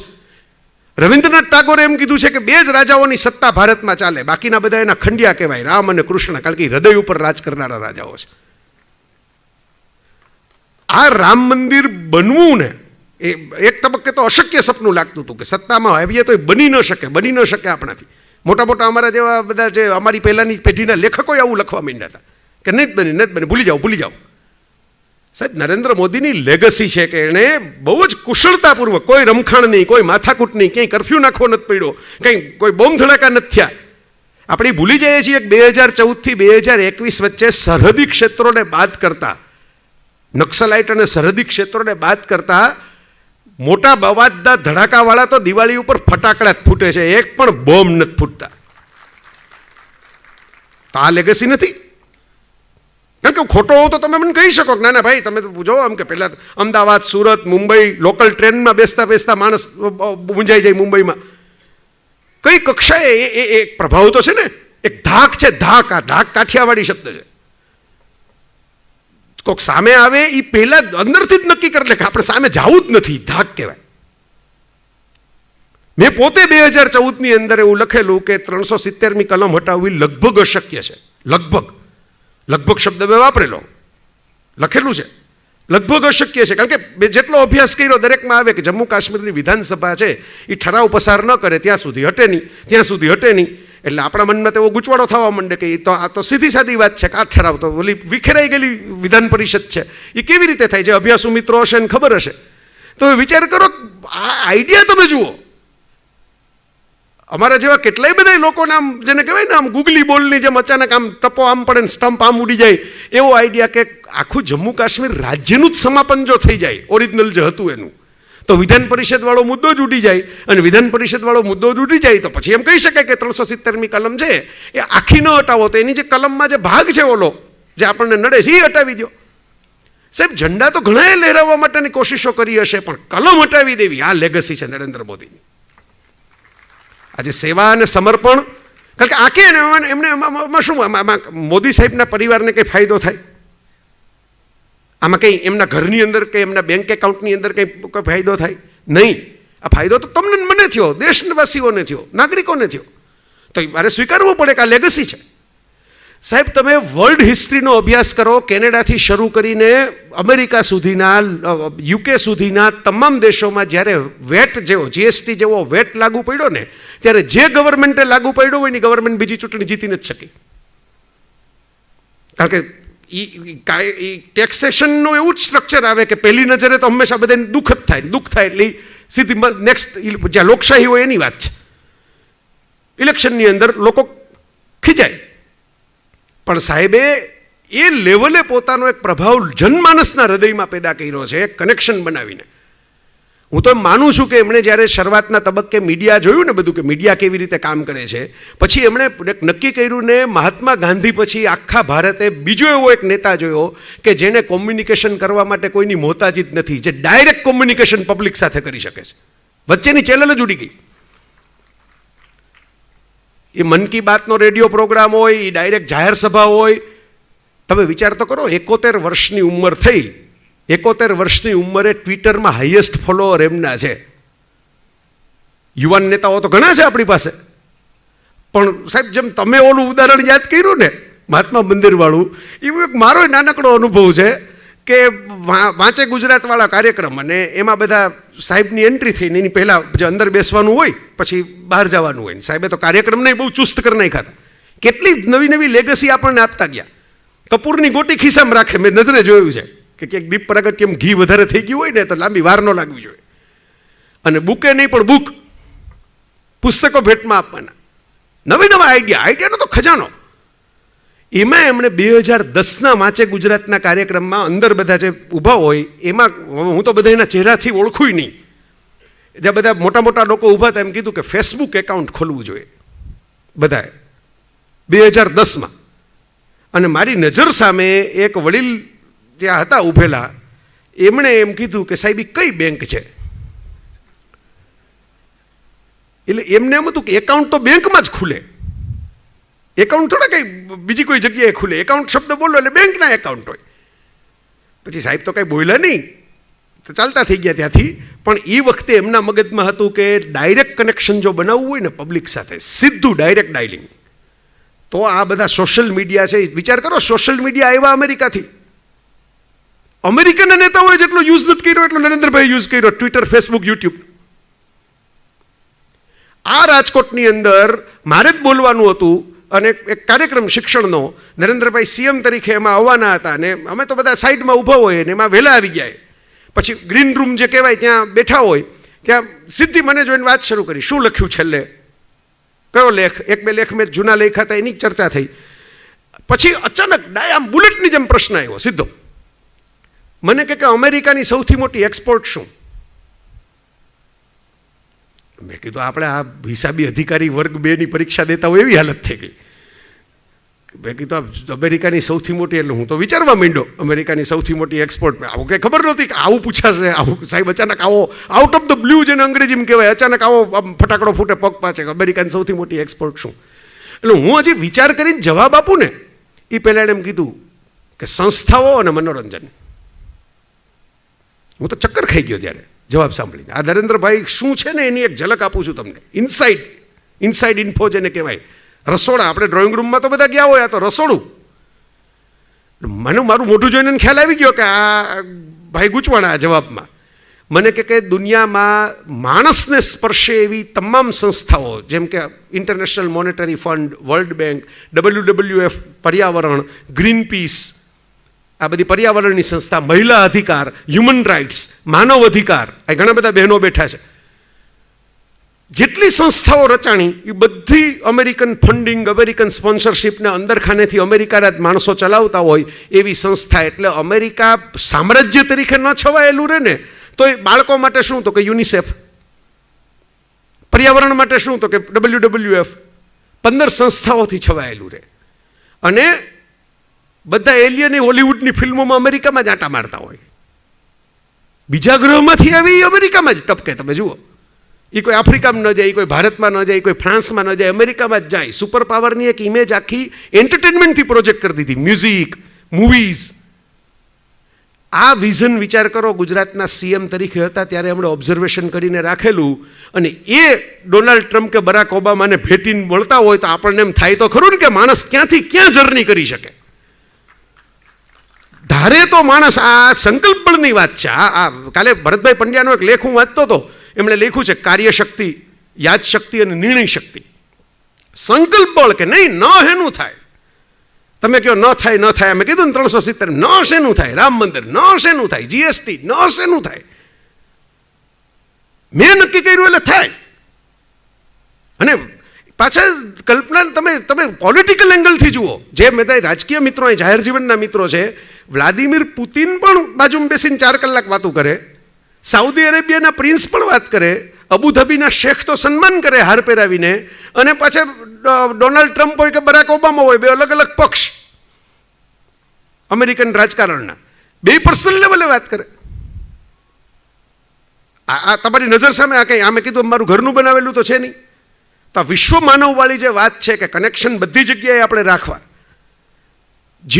શી જિનપિંગ જ્યારે ચાઇનાના પ્રીમિયર અહીં આવ્યા હતા ને હિંચકા ખાધા હતા એણે ગુજરાતની અંદર, ત્યારે ઘણા લોકોને નવાઈ લાગી હતી કે આ બે દેશ વચ્ચેના જે સંબંધ જોતા આ ગુજરાત આવીને હિંચકા ખાય અને ઢોકળા પીરસાય એવું બધું છાપામાં આવતું હતું. પણ તમને એમાંય બીજી એક અંદરની વાત કહું કે જ્યારે ફોન ઉપર પહેલી વાર વાત થઈ ત્યારે નરેન્દ્રભાઈ એમ કીધું હતું કે તમારા ગામ ને મારા ગામ વચ્ચે કનેક્શન છે એટલે તમારે ગુજરાત આવવું જોઈએ. વડનગરમાં ચાઇનીઝ પ્રવાસી આવેલા, એના અવશેષો નીકળ્યા છે, અને એ જે ગામમાંથી આવેલા એ ગામ જિનપિંગનું વતનનું ગામ છે. તમને એમ થાય કે કેમ હિંચકા ખાઈ ગયા છે ને કેમ ઢોકળા હાથમાં લઈને ફોટા પડાવતા છે. આ તમે એટલે મેં તમને કીધું ને કે હું વખાણ કરીશ તો કંઈ એમને નહીં કરું કે આ વડાપ્રધાન થઈ ગયા એટલે વખાણ કરો, મુખ્યમંત્રી છે એટલે વખાણ કરો. ગૌરવ છે એનું આપણને, ગુજરાતી વડાપ્રધાન થાય, ગુજરાતી માણસ છે એ આટલી યાત્રા કરે. પણ હું તમને કારણ આપું છું સાહેબ, આ આવડે છે કેટલાને આવડે? હાલો, મારે એક ઇન્ટરનેશનલ લેવલના રાજનેતા સાથે, જેની સાથે સંબંધ બહુ સારા નથી એવા રાજનેતા સાથે, જે પાછો પાવરફુલ છે એટલે જેની યારે બહુ બગાડે નહીં એવા રાજનેતા સાથે પર્સનલ લેવલનું કનેક્શન બનાવવાનું છે. તો કઈ લેવલે માણસ આ વાંચન છે ને, પુસ્તક અહીં કામ કરે. આ રીડિંગ જે હોય ને એ ક્યાંક સાહેબ વાંચી ગયા હશે ને કે આ જિનપિંગનું વતન, ત્યાંથી એમણે કનેક્ટિંગ ધ ડોટની જેમ આખું ચિત્ર બનાવી નાખ્યું કે ક્યાંથી ક્યાં માણસની યારે કનેક્ટ થઈ શકાય. પછી બધે નવાઈ લાગે કે કેમ ભેટી પડતા હશે ને કેમ વાવા કરતા હશે. પણ આ થોડી ખબર હોય બધાને કામ થતું હશે. આ જે વાત છે સાહેબ, આ નરેન્દ્ર મોદી છે, તમે એને એમ નહીં પકડી શકો. એ હું તો ઘણીવાર કહું છું કે મોદીના ચાહકો છે, લવર્સ. અને લવર્સમાં કેવું હોય, જેમ તમે ટીકા કરો ને એમ એનો પ્રેમ વધતો જાય. આ તો હિન્દી ફિલ્મોનો બેઝિક પ્લોટ છે. જેમ ઓલા મા બાપ ખેંચે એમ વધારે ને વધારે પ્રેમના ગીતો ગવાતા જાય. એટલે મોદી સાહેબને તો બરાબર એકવાર તો સાહેબ હસતા હસતા બોલી ગયા હતા. એક ચૂંટણી વખતે મને યાદ છે, સાહેબ હસતા હસતા બોલી ગયા હતા કે તમે સરખો સ્ટડી નથી કરતા. આમ જ બોલ્યા હતા જાહેરમાં, પબ્લિકલી, કે તમે સરખો સ્ટડી નથી કરતા, તમે જેમ વિરોધ કરશો એમ શક્તિ વધશે. એટલે કરો, હું તો કહું છું કરો, આવું બોલ્યા હતા. કારણ કે સમજ્યા વગરનો વિરોધ. અને સાહેબને બરાબર ખ્યાલ છે કે ભાઈ એનો જવાબ કેમ દેવો. એ જવાબ છે ને શબ્દોથી ઓછો દે. તમે જુઓ, શબ્દોના માણસ છતાં શબ્દોથી જવાબ નથી દેતા, એ કાર્યોથી જવાબ આપે છે. તમે કલ્પના તો કરો, તમે સાહેબ જેમ સરદાર સાહેબને યાદ કર્યા, રૂપાલા સાહેબે યાદ કર્યા, આપણે આ રાજકોટ, હું રાજકોટમાં છું એટલે તમને કહી શકું, તમે રાજકોટના છો તમે આ સમજાઈ શકે. પેલા આલ્ફ્રેડ હાઈસ્કૂલ બધા બોલતા, કોઈ મહાત્મા ગાંધી વિદ્યાલય બોલતું જ નહીં. નામ છપાઈ ગયું હતું મહાત્મા ગાંધી વિદ્યાલય, પણ બોલાય શું તો કે ઓલી આલ્ફ્રેડ હાઈસ્કૂલ. રિક્ષાવાળો આલ્ફ્રેડ હાઈસ્કૂલ બોલો તો જ આપણને લઈ જાય. હું તો ગોંડલથી આવતો એટલે મને ખબર છે. હવે આલ્ફ્રેડ હાઈસ્કૂલ મગજમાં છપાઈ ગયું. પછી બીજું ચાલુ થયું, મહાત્મા ગાંધી વિદ્યાલયમાં કાપલીઓ પકડાણી, મહાત્મા ગાંધી વિદ્યાલયમાં ચોરીના કેસ, મહાત્મા ગાંધી વિદ્યાલયમાં છાપામાં જ લખાય, મીડિયામાં જ આવે, અમારા બધા મિત્રો છાપતા હોય. એટલે દરેક વખતે ગાંધીજીનું નામ આવે. મને તો હજી બરાબર યાદ છે કે એક મિત્રે તો એવું બોલી ગયા હતા જાહેર કાર્યક્રમમાં કે ગાંધીજી ભણવામાં બહુ કંઈ ઉકાળ્યું નહોતું, ઠોઠ હતા નહીં, બાઈ પણ બધે ભણવાવાળા આવા જ છે. ગાંધીજીને ઓલા સાહેબે જે કીધું હતું, ગાંધીજીએ ચોરી નહોતી કરી એ વખતે એને કીધું હતું કે તું પાછળવાળાને જોઈ લે, તને માર્ક નો આવે. તો ગાંધીજીએ તો મૂલ્યને વળગી રહ્યા હતા, ચોરી નહોતી કરી. પણ આ જે બોલવાવાળો હોય એને તો એ પછી બ્રેક ન રહે ને એમાં. આ વિચાર કરો, આ જ રાજકોટમાં આજે શું થઈ ગયું, તમારે આલ્ફ્રેડે બોલવું ન પડે અને મહાત્મા ગાંધી વિદ્યાલયમાં કાપલીન ચોરીન એ માથાકૂટે નીકળી ગઈ. અદ્ભુત મ્યુઝિયમ થઈ ગયું. બહારથી કોઈક માણસ આવે, કોઈક વિદેશી આવે તો આપણે એમ કહીએ કે રાજકોટમાં શું જોવા જેવું, અમારે તો આ પ્રશ્ન થાય, ખાવા જેવું છે બધું. જોવા જેવું હું લઈ જાઉં, કોઈક મને ફોરેન નો આવે, તમે વિચાર કરો, તમારે આ કદાચ પ્રશ્ન કોકને થતા હશે, કોકને આવે ઘરેથી, કોઈક અમેરિકા વાળો આવે, કોઈક ન્યુઝીલેન્ડ વાળો આવે, કોઈક સ્વિટ્ઝરલેન્ડ વાળો આવે, તો આપણી પાસે કે એવા મહાન બગીચા તો છે નહીં સ્વિટ્ઝરલેન્ડમાં હોય એવા કે આપણે એમ કહીએ કે આ બતાવો.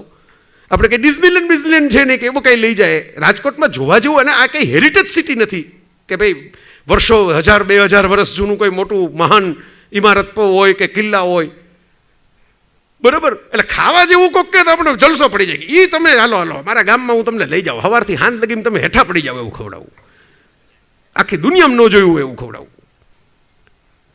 કારણ કે અંગ્રેજોએ વસાવ્યું ને, રાજકોટ વધારે ડેવલપમેન્ટ અંગ્રેજો. અમારે ગોંડલમાં આવે તમે 50 વસ્તુ ભગવતસિંહજીને બતાવી શકીએ.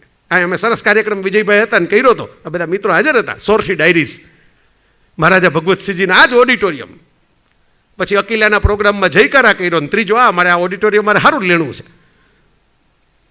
તો આ જ ઓડિટોરિયમમાં તો સોરઠની આખી ડાયરીની અંદર બીજું તો આપણે શું કહી શકીએ, આમ એમ ઇન્ટરનેશનલ લેવલની વાત કરું છું. એમ કહીએ રાજકોટમાં હાવ છેદ ને એવું પાછું કહેતા નહીં તો પછી મારે જ પ્રવચન કરવું પડશે બીજું આવીને કે રાજકોટમાં શું શું બીજું છે, કેવા મ્યુઝિયમ છે ને કેવી ડોલ્સ મ્યુઝિયમ છે. એમ તો અહીં ઢીંગલીઓનું મ્યુઝિયમ પણ ઇન્ટરનેશનલ લેવલે તમે બતાવી શકો એવું મહાત્મા ગાંધીનું મ્યુઝિયમ અહીં ઊભું કરી દીધું તમારી નજર સામે. નરેન્દ્રભાઈ પોતે જ આવ્યા હતા ઉદ્ઘાટન કરવા. હવે સાબરમતી આશ્રમ થઈ રહ્યો છે આખો નવો. લોકોને ટીકા થાય, હું કાયમ ફેવરમાં રહ્યો છું. કાંકરિયા રિવરફ્રન્ટ વખતે મેં ફેવર કરી હતી. જલિયાવાલા બાગની અમારી ટ્વીટ જોઈ શકશો તમે હમણાંની જ 1 મહિનામાં, કે સ્મારકો સમય જતા તો એને અસર તો થવાની જ છે કાળની. પથરા ઈટ ચૂનો બધાને કાળની અસર તો થાય છે. માણસ આખો વયો જાય છે તો સ્મારક તો જાય જ. તો તમારે એનું એવું રિનોવેશન કરવું જોઈએ કે જ્યાં નવી પેઢીને રસ પડે. કારણ કે આવી ટીકા કરવાવાળા હોય ને ફોટાય નથી મૂકતા પાછા. આપણે એમ કહીએ જલિયાવાલા બાગનું રિનોવેશન ન થવું જોઈએ એવું બોલે લોકો, બરાબર. પણ તો જે બોલે એને કહો કે તું ગયો છો જલિયાવાલા બાગ આની પહેલાં, તો કે એમાં શું જવા જેવું છે? તો જોવા જેવું કરો તો માણસ જાય ને. તો મહાત્મા ગાંધીના 3 અદ્ભુત સ્મારકો નરેન્દ્રભાઈ ઊભા કર્યા. એક આ દાંડી કુટીર સાહેબ બોલતા હતાનું મેં તરત વચ્ચે તો બોલાય નહીં, વિક્ષેપ કહેવાય, પણ આ તો મને ઉંબળકો થયોનું બોલ્યો. કારણ કે મહાત્મા મંદિરની સામે જ બનાવ્યું ગાંધીજીનું મ્યુઝિયમ. અદ્ભુત મ્યુઝિયમ છે, હાઈટેક એકદમ 3D ટેકનોલોજી ને એવું બધું અંદર છે. એ એક બાજુ બનાવ્યું. બીજી બાજુ તમે વિચાર કરો કે એમણે દાંડી નવસારીની અંદર, અને ત્યાં હું ગયો ત્યારે મને જે ભાઈ બતાવતા હતા એમણે એમ કીધું કે ઓરિજિનલ ગાંધીજીની જે મૂર્તિ હતી ને એ સાહેબે ડિસ્કોલિફાઈ કરીને ફરીથી કંઈક આઈઆઈટીના વિદ્યાર્થીઓને બધાને કીધું કે આ ગાંધી નથી જોતા, ઓલી માથે આમ પોટલો જેવું હોય એમ ગાંધીજી ચાલતા હતા ને એવી મૂર્તિ, એટલે એમ કીધું કે આ નીચે રાખો. પણ મેઇન મૂર્તિ જે હોય ને એ મારે ડાફ ભરીને ચાલતો હોય ને એ ગાંધીની અહીં મૂકવી છે. કારણ કે આ કૂચ હતી. અહીં ઉભેલા સ્ટેન્ડિંગ ગાંધી ન ચાલે, કૂચ કરતા ગાંધી જોઈએ કે આમ ડાફ ભરીને જે માણસ ચાલતો હોય કે માણસ આમ ચાલ્યો. આ સાહેબનું વિઝન, મૂર્તિ આખી ચેન્જ કરાવી, એની ઉપર પછી આમ ત્રિકોણ મુકાયો ને એની ઉપર ડાયમંડ મૂક્યો એક મોટો બધો. શું કામ? તો કે સોલ્ટનો ટુકડો આમ ચમકે હીરાની જેમ. રાતના લોકો ફોટો પાડવા માટે આવે આખા એ બગીચાના. અને આ એમનું વિઝન છે, આ એમનું વિઝન. મેં તો એ વિઝન ત્યાં લગી જોયું છે કે આવા કાર્યક્રમમાં આપણે જતા હોય ને અને કોઈક આમ બેઠક વ્યવસ્થા ચેક કરે. સ્વર્ણિમ ગુજરાતના એક કાર્યક્રમમાં મારે એન્કરિંગ કરવાનું હતું. બેઠક વ્યવસ્થામાં સાહેબે આમ ચેક કરીને સીધી ચોકડી મારી કે 3 સોફા અહીં ન ચાલે. એટલે પેલા ભાઈ જે હતા કોઓર્ડિનેશન, એમણે કીધું કે સર સોફા તો મુકાઈ ગયા છે, કે તો મુકાઈ ગયા તો ખસેડી નાખો, કારણ કે પાછળ બેઠવાવાળાના સોફા નડશે. પાછળથી વ્યૂ નહીં આવે. આટલી ખબર રાખે, આટલી ચોકસાઈ રાખે, આટલું પરફેક્શન રાખે. હું તો ઘણીવાર મજાકમાં એમ કહું છું કે નરેન્દ્રભાઈ બીજા નરેન્દ્રભાઈ મળે એ વાત અઘરી છે. આ લેવલે જે માણસ પહોંચ્યો હોય ને વિચારમાં, એને એ લેવલવાળા બીજા મળે એ વાત અઘરી છે. કારણ કે એ કામ સોંપે એની માટે આ જ લેવલ હોવું જોઈએ ને પાછું, આટલા એંગલથી જોયા કરવાની વસ્તુઓને. મારો અંગત સાહેબ તમે જે યાદ કીધું ને કે કોને યાદ કરે, માણસ કોની પૂજા કરે, જ્યોતિપુંજ આખું પુસ્તક લખ્યું આપણે, રાજકોટમાંથી જ પ્રકાશન થયું.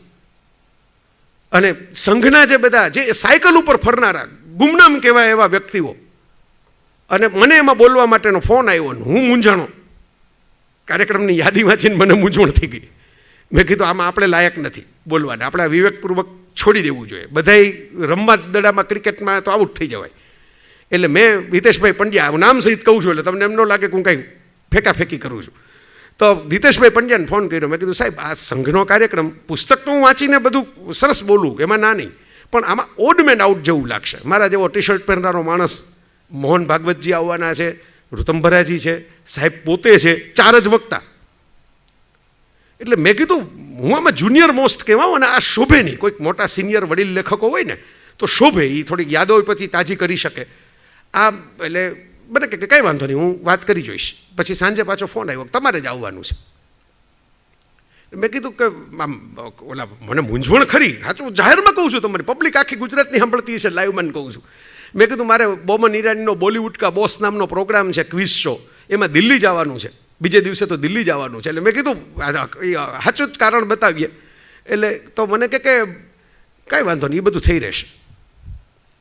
હું ગયો ને ત્યારે નરેન્દ્રભાઈએ ખભે હાથ મૂકીને મને કીધું આ અંગત યાદ તમારી સાથે શેર કરું છું.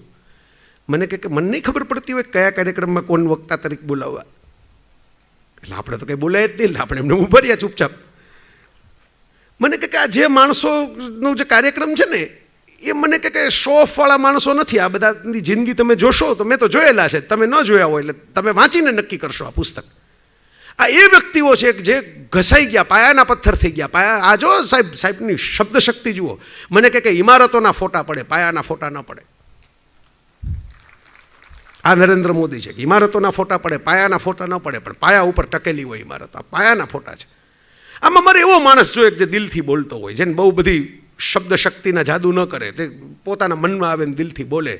પછી આટલું કીધા પછી પાછું કે મને કે તમારી દિલ્હી જવું હતું ને, એની ટિકિટ તૈયાર છે, અહીંથી એરપોર્ટ ઉપર કાર મૂકી જશે, પ્રોગ્રામમાં છેક સુધી રોકાવાની જરૂર નથી, નહીંતર છેલ્લી ફ્લાઇટ ઉપડી જશે.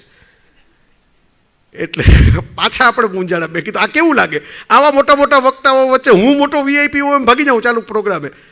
એટલે મેં કીધું સાહેબ આ અવિવેક લાગે, કાંઈ વાંધો નહીં, ન પહોંચાય તો ભાઈ એક પ્રોગ્રામમાં ભાગ નહીં લેવાય કંઈ ખાટું મોડું નહીં થઈ જાય. મને કે ગુજરાતનો માણસ દિલ્હી જાય જોવાનું સૌભાગ્ય મને ગમશે, જાવ જ. બધું તૈયાર રખાયું છે, બોર્ડિંગ પાસ કઢાવીને રાખ્યો છે, લાલવાળી ગાડી મૂકી જશે એટલે ટ્રાફિક પોઈન્ટે નહીં નડે. આ બનેલી ઘટના મારા જીવનમાં. પછી કે લોકો મને આવીને એમ પૂછે કે તમે મોદી સાહેબના કેમ વખાણ કરો છો? તો શું કામ ન કરું?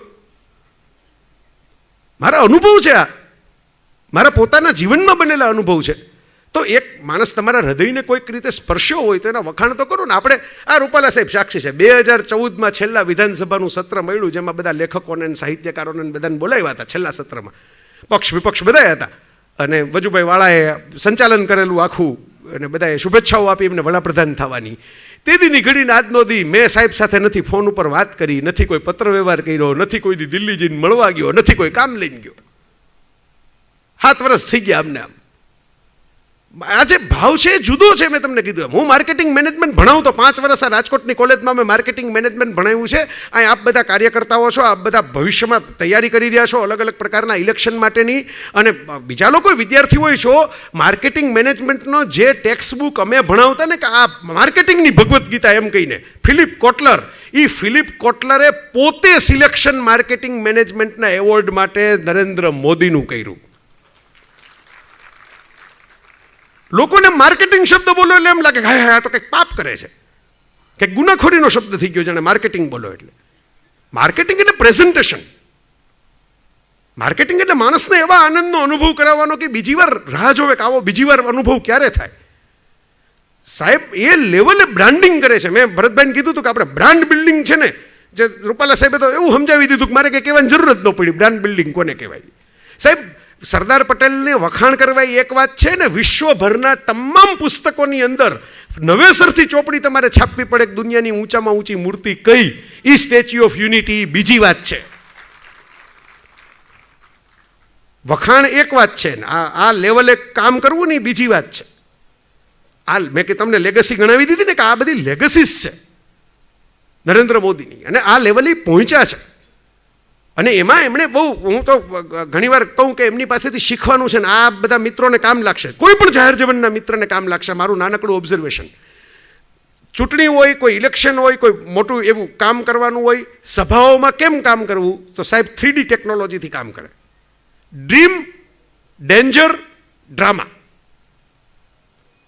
એક ડ્રીમ આપવાનું, આપણે અહીં જવાનું છે, અહીં પહોંચવાનું છે, આ કરવાનું છે. માણસ છે ને સપનામાં સમૂહ થઈ જાય, બાકી એકલો એકલો ફરતો હોય, પણ સપનામાં સહિયારું થઈ જાય. પછી ડેન્જર, આ ખતરો છે, આ પાકિસ્તાનને ખતરો છે, આ ખતરો છે, ચીની ખતરો છે, આ ખતરો છે, આ ડેન્જર છે આપણી સામે. ભયમય માણસ એક થઈ જાય સપનાની જેમ, તમે જોજો.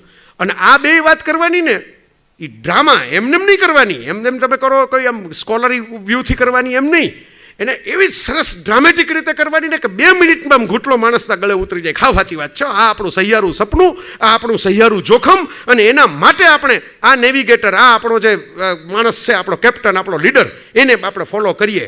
આ ડ્રીમ, ડેન્જર ને ડ્રામા ફ્રન્ટ ઉપર, આ 3D ફ્રોમ ધ ફ્રન્ટ અને 3D ફ્રોમ ધ બેક. હવે પાછળ ડેડિકેશન, સમર્પણ. ખાલી આજ કરીને રાખો તો 2-5 વર્ષ પછી કંઈ એનું જાદુ ન રહે. ડેડિકેશન, સમર્પણ. માણસ આંગળી ચીંધીને કહી ન શકે, વ્યક્તિગત જીવનને કોઈ એવો દાગ નહીં લાગવા દેવાનો. ડેડિકેશન. એક ડી ડેડિકેશનનો, બીજો ડી ડેરિંગનો. લોકો મૂંઝાય, લોકો એમ કરે કે આવો નિર્ણય લેવાય, આમ કરાય, આમ કરાય, ત્યાં ડેરિંગ કરી નાખવાનું. બહુ જાજો વિચાર નહીં કરવાનો. સોચ ગેરી હો જાય તો ફેસલે કમજોર હો જાતે, ખુદ આગવા ફિલ્મનો ડાયલોગ છે. ડેરિંગ કરી લેવાનું. એક ડી, આ જો ઓલું 3D ફ્રન્ટનું 3D કહું છું, મંચનું 3D, અને ઓલું 3D અંદરનું 3D કહું છું, રિયલ લાઈફનું 3D. ડેડિકેશન, ડેરિંગ, અને ત્રીજું જે 3D છે, ડેડિકેશન અને ડેરિંગની સાથેનો, બોલો કહેશે કોઈ? ડ્રીમ તો આપણે આવી ગયું સાહેબ. આ તો કર્તૃત્વ શક્તિના ડી છે. ડેરિંગ તો આવી ગયું, એ તો ડેડિકેશનમાં આવી ગયું. ડિવોશન અને ડેડિકેશનનો લગભગ સરખો મતલબ થાય. Yes, development. સાહેબ લોકો બહુ ઝડપથી ભૂલી જાય છે, બાકી આટલી બધી ચર્ચાઓ આપણે ત્યાં આ ને પક્ષ ને જ્ઞાતિ ને ઘણી બધી થાય છે. મને યાદ છે કે 2007 અને 2012માં નરેન્દ્રભાઈએ ખરેખર વિકાસના એજન્ડાને ફોરફ્રન્ટમાં રાખી અને વાઇબ્રન્ટ ગુજરાત, આ તે બધી સમિટ, વાઇબ્રન્ટ નવરાત્રી સાહેબે કીધું ત્યારે મારા જેવાના મગજમાં ઝબકારો થયો. હું આ બોલેલો છું, આ મારા પ્રવચનોમાં જાહેરમાં બોલેલો છું કે longest running song and dance festival is from India and is from Gujarat, our Navratri. આપણે રોજ નવરાત્રીની અંદર આટા મારીએ. આપણે કશ્યપભાઈ બેઠા હશે, અમે પાસ લઈને જતા, કશ્યપભાઈ ફોન જતો મારો, રાખીએ મૂકતા, વાહ મનીષભાઈ બેઠા. ખોટું નથી કહેતો, કંઈ સાચું સાચું જ છે ને. અમે ટીંગાઈને આવતા, બરાબર. પણ તમે વિચાર કરો, એનું પ્રેઝન્ટેશન જુઓ, તમે સ્ટાઇલ જુઓ કે બ્રાઝિલનો કાર્નિવલ 3 દી થાય, નાચવા ગાવાનો ઉત્સવ બ્રાઝિલનો બહુ ફેમસ ગણાય, 3 દિવસ થાય. 9 દિવસની નવરાત્રી, અને એમાં પાછી માતાજીની આરાધના, માતાજીની શક્તિ, એટલે ડબલ ઇમ્પેક્ટ.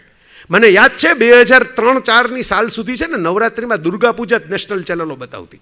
બંગાળની જ આવે વાત, આપણા દાંડિયા દેખાડે જ નહીં, રાસ ગરબા દેખાડે જ નહીં. સાહેબે જે આખી સ્ટાઇલ બદલાવી નાખીને વાઇબ્રન્ટ નવરાત્રીની, નેશનલ મીડિયાએ પોતાનું કવરેજ ચેન્જ કરી નાખ્યું. આ છે, આ હું તમને એટલે આ સીટ ડ્રોપિંગ કરું છું કે કયા નરેન્દ્ર મોદી કોણે સમજાવ વગર કેમ આપણે વખાણ કરી શકીએ. આ નરેન્દ્ર મોદી છે. ડેવલપમેન્ટ, એક વસ્તુ પકડી લીધી, એક વિકાસ નામનો શબ્દ પકડી લીધો, બધા ભેગા કેમ થાય? હું તમને કહેતો હતો ને, સહિયારું. ડેવલપમેન્ટ એક એવી વસ્તુ છે કે એમાં જ્ઞાતિ, ધર્મ, કોમ, બધી વાત, અમીર ગરીબ બધાને ડેવલપમેન્ટ ગમતું હોય. હિન્દુ, મુસ્લિમ, જૈન, શીખ, ખ્રિસ્તી, સવર્ણ, દલિત, કોઈ પણ માણસ હોય, બધાને ડેવલપમેન્ટ તો ગમે. કોણ ડેવલપમેન્ટ ન ગમે? કોણ આગળ વધવું ન ગમે? કોણ વધારે થાય ન ગમે? એ સાહેબે પકડ્યું, અને સાહેબે ઇલેક્શન લડી બતાવ્યા. એ હકીકત છે. હું મતદાર છું, હું મતદાર તરીકે કહી શકું કે આ લડી બતાવી વાત.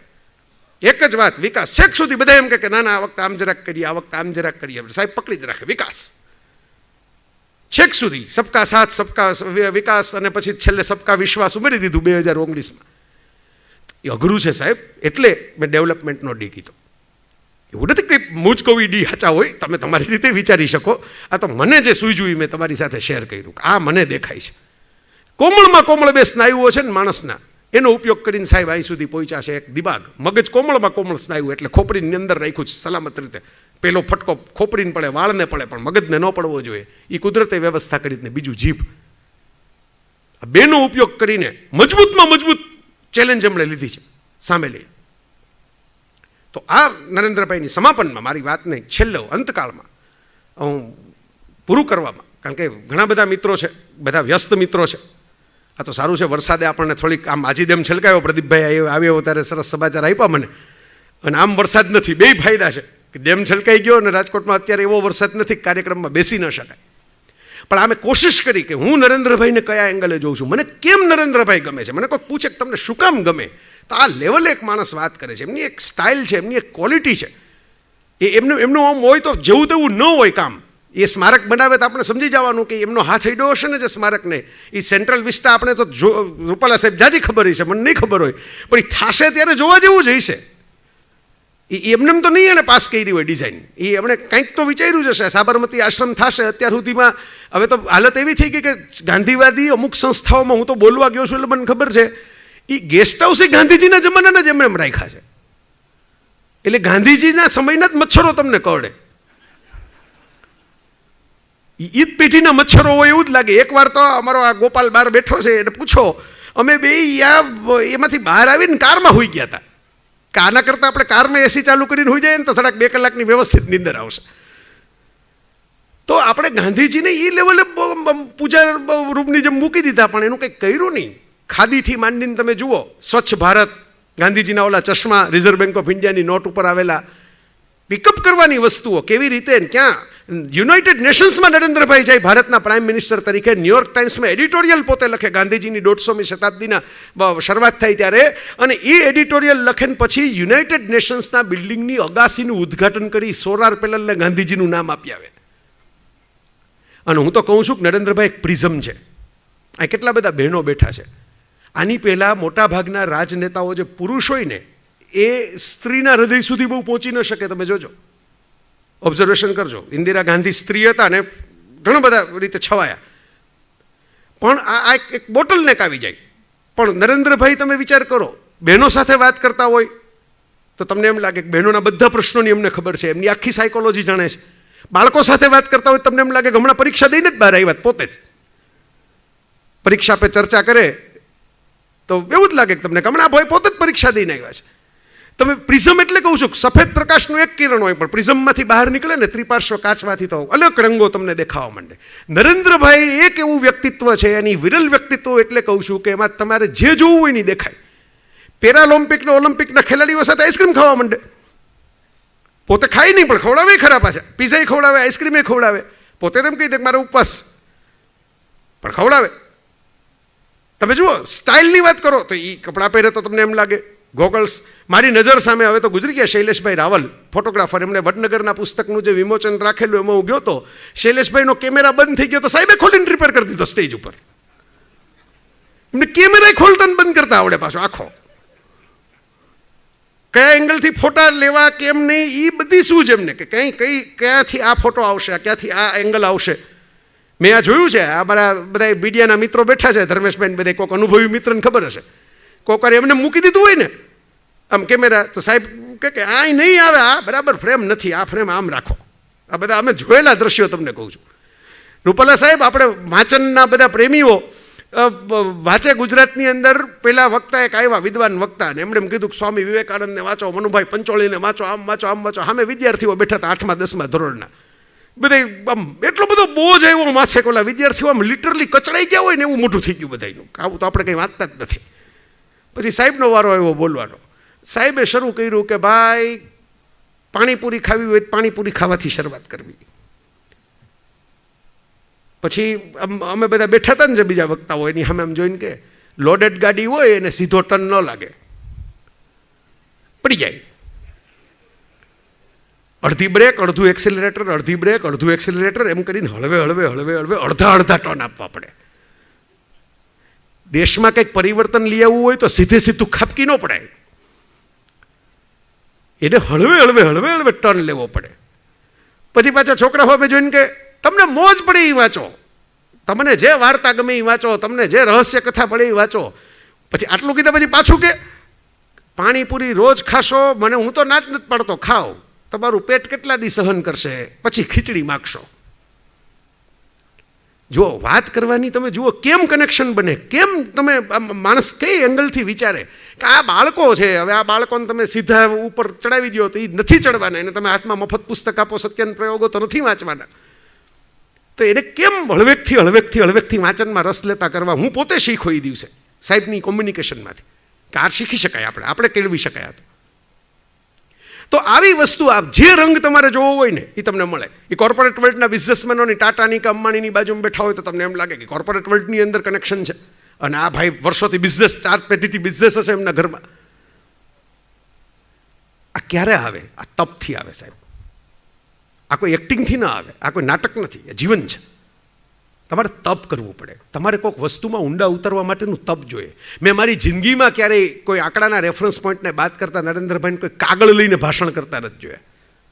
એમાંથી અમે શીખ્યા કાગળો ન રાખવા ભાષણ કરવા માટે, ડાયરેક્ટ આંખમાં જોઈને ભાષણ કરવા. સામા માણસની આંખ છે ને એનું મહત્વ આપણા ડોક્યુમેન્ટ કરતાં વધારે છે. રેફરન્સ માટે રાખે, કોઈ આંકડાઓ ટાંકવા માટે એવી વાત હોય, જેમ સાહેબ કવિતા ટાંકી, મેં એક પંક્તિ તમે બોલ્યા એટલે તરત ગોતી કાઢી, કારણ કે એ આખી કવિતા મન લાગુ પડે એવી છે. પાછી આપણે રમતા રામ એકલા, અમારી તો સિંગલ 11ના કેપ્ટન જ સાહેબ છે. હું તો લખી ચૂક્યો છું મારા લેખમાં.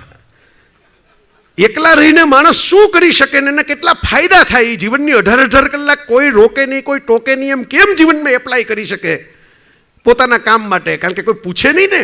બધે કે નરેન્દ્રભાઈ આટલા દેશ ફરી આવ્યા, આટલા દેશ ફરી આવ્યા, પણ કોઈ પૂછવા વાળું હતું નહીં કે તમે અહીંયા જઈને હું લઈ આવશો. તો એ મહત્વ છે એ વાતનું.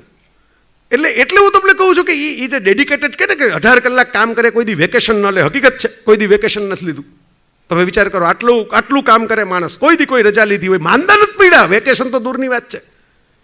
આ તમે બધા મારા કરતાં વધારે નજીક છો. એવું બતાવો કે સાહેબ માંદા પડ્યા હોય, હોસ્પિટલાઇઝ થઈ ગયા હોય ને સાહેબે 18 દિવસ એટલે કે કામ બીજાને સોંપવું પડ્યું હોય. એટલું ઊંડે ઉતરી જાય કોઈ. આપણે રમતા રામ એકલા. હું મારી જાતે ડાયલોગ કરીને, મારી જાતે સંવાદ કરી, અને એ ધીમે ધીમે અને જે તમે વિચાર કરો ને, હું જ્યાં પ્રિઝમની વાત જે છેલ્લી મેં રાખી હતી, છેલ્લી એટલે રાખી હતી, છેલ્લું ખાધું એનો ઓટકાર ઝાઝા આવે, એટલે મીઠું મીઠું આપણને બધા છેલ્લે ખવડાવે. તમે એક વાત વિચાર કરો કે 90sની અંદર નરેન્દ્રભાઈ, જે અમે બધા વિદ્યાર્થી હતા, નરેન્દ્રભાઈનું નામ કંઈક છપાઈને, કંઈક ફોટો છપાઈને જોતા, એ નરેન્દ્રભાઈ અને આજે પ્રાઇમ મિનિસ્ટર થયેલા નરેન્દ્રભાઈ, એ વખતે નરેન્દ્રભાઈ જે લોકોના કાર્યક્રમોના આયોજન પોતે કરતા, જેમ આજે તમે બધા મિત્રોએ કર્યો છે, રાજકોટ શહેર ભાજપ મહાનગર અને આપણા પ્રદેશ પ્રમુખ પાટીલ સાહેબને બધા અલગ અલગ લોકો, અને તમે બધા મિત્રોએ જેમ આયોજન કર્યું છે, એમ ત્યારે નરેન્દ્રભાઈ બીજાના પ્રવચનોના આયોજન કરતા. ત્યારે એને સાંભળવા માટે, એ વક્તાઓને સાંભળવા માટે ભીડ ભેગી થતી, એ બધી જોશ ભરીને એવી બધી એ સમયની વાતો કરતા. વિચાર કરો એ ક્યાં છે આજે? ભીડ તો એ ભેગી કરી શકતા હતા, તમે સાક્ષી છો. ક્યાં જતા રહ્યા? કહા ગયે વો લોગ? અને નરેન્દ્રભાઈ ક્યાં છે આજે? ખાલી ભીડ ભેગી કરવી, ખાલી સભાઓ કરવી, ખાલી લોકો તાળીઓ પાડે એમ બોલી લેવું, એમ લીડરશિપ ન થાય સાહેબ. નરેન્દ્રભાઈનું સિક્રેટ મારે ખોલાય નહીં આવું, અને કંઈ મારું છે આ તો નરેન્દ્રભાઈનું છે નહીં, એનું સિક્રેટ તો એવું છે કે કોઈને ખબર નહીં હોય સાચું ખરેખર શું હશે એ. પણ એક જે મને દેખાણું એવું તમને કહું કે તળેટીમાં તમે સેલ્ફી પાડો ને તો 4 દુકાનના પાટિયા તમારા ફોટામાં આવે, પણ શિખર ઉપર જઈને ફોટો લ્યો ને તો આખું ગામ, આખું જુનાગઢ ગિરનારની ટોચ ઉપરથી દેખાય તમને, આખું ગામ તમારા ફોટામાં આવે. સાહેબ જેમ જેમ વર્ષો વીતતા ગયા ને એમ વિઝન વાઇડ કરતા ગયા, નેરો નથી કર્યું. એ જૂનું વિઝન નથી રાખ્યું. 30 વર્ષ પહેલા જ જે વાતો એ જ કોપી કરીને ફરીથી નથી રાખી. જેમ સમય ફરે એમ સાહેબની વાત ફરે. તમે જુઓ, જે સમય આવે, જે વાત આવે, ઓલિમ્પિકના ખેલાડીઓ સાથે ડાયલોગ કરવાનો હોય, પેરાલિમ્પિકનો એક ચેમ્પિયન બિચારો બોલી ગયો કે મને અમારે બીજા ખેલાડીઓ એમ કહે કે તમારા દેશના પ્રાઇમ મિનિસ્ટર તમારી યાર વાતું કરે બોલાવીને, અમારે કોઈ કરતું જ નથી. અમને પૈસા આપે, વખાણ આપે પણ કોઈ પ્રાઇમ મિનિસ્ટર વાતું ન કરવા આવે, તમારે તો પાછું ખાવા પીવાને બોલાવે ને વાતો કરાવે. 2004માં મને ને કૌશિકભાઈ અમને બધા રાજકોટના મિત્રોને 5 શક્તિનો ઉત્સવ નરેન્દ્રભાઈએ ત્યારે જાહેર કર્યો હતો 2004ની અંદર, ઉર્જા શક્તિ, જ્ઞાન શક્તિ, જનશક્તિ એવું બધું કરીને. એમાં અમને સીએમ બંગલે બોલાવ્યા હતા કે હાલો આપણે વાતો કરવાની, કાંઈ બીજું કામ નથી, આ 5 શક્તિના નિયમિત વાતો કરવા. આ હું શીખું છું. ક્યારેક તો હું જે નથી શીખી શક્યો એ કબૂલ કરીને કહું તમને કે સાહેબ જે રીતનું મૌન રાખે છે ને, એમાં અમારા જેવા ભડભડિયા માણસોને નથી આવડતું. એ સાહેબ પાસેથી શીખવાનું છે કે તેજાબના ટીપા હોય, તેજાબના ફુવારા ન હોય. 2 ટીપા તેજાબના મૂકીને નીકળી ગયા હો, પછી કે એના ફુવારાનો માયરે રાખવાના હોય, એમાં તમારું ઘટે.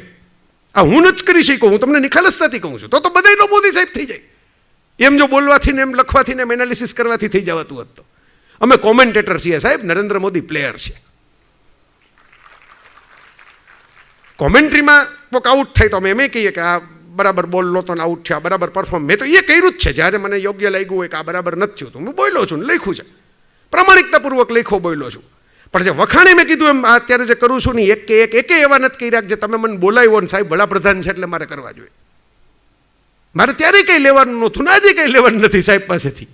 સરસ વાચક છે, સરસ માણસ છે. હું તો ગુજરાતી તરીકે ને એક વાચક તરીકે રાજી થાઉં છું કે કંઈક 5 ચોપડીની વાત કરો તો અમે સમજે એવો વડાપ્રધાન તો છે.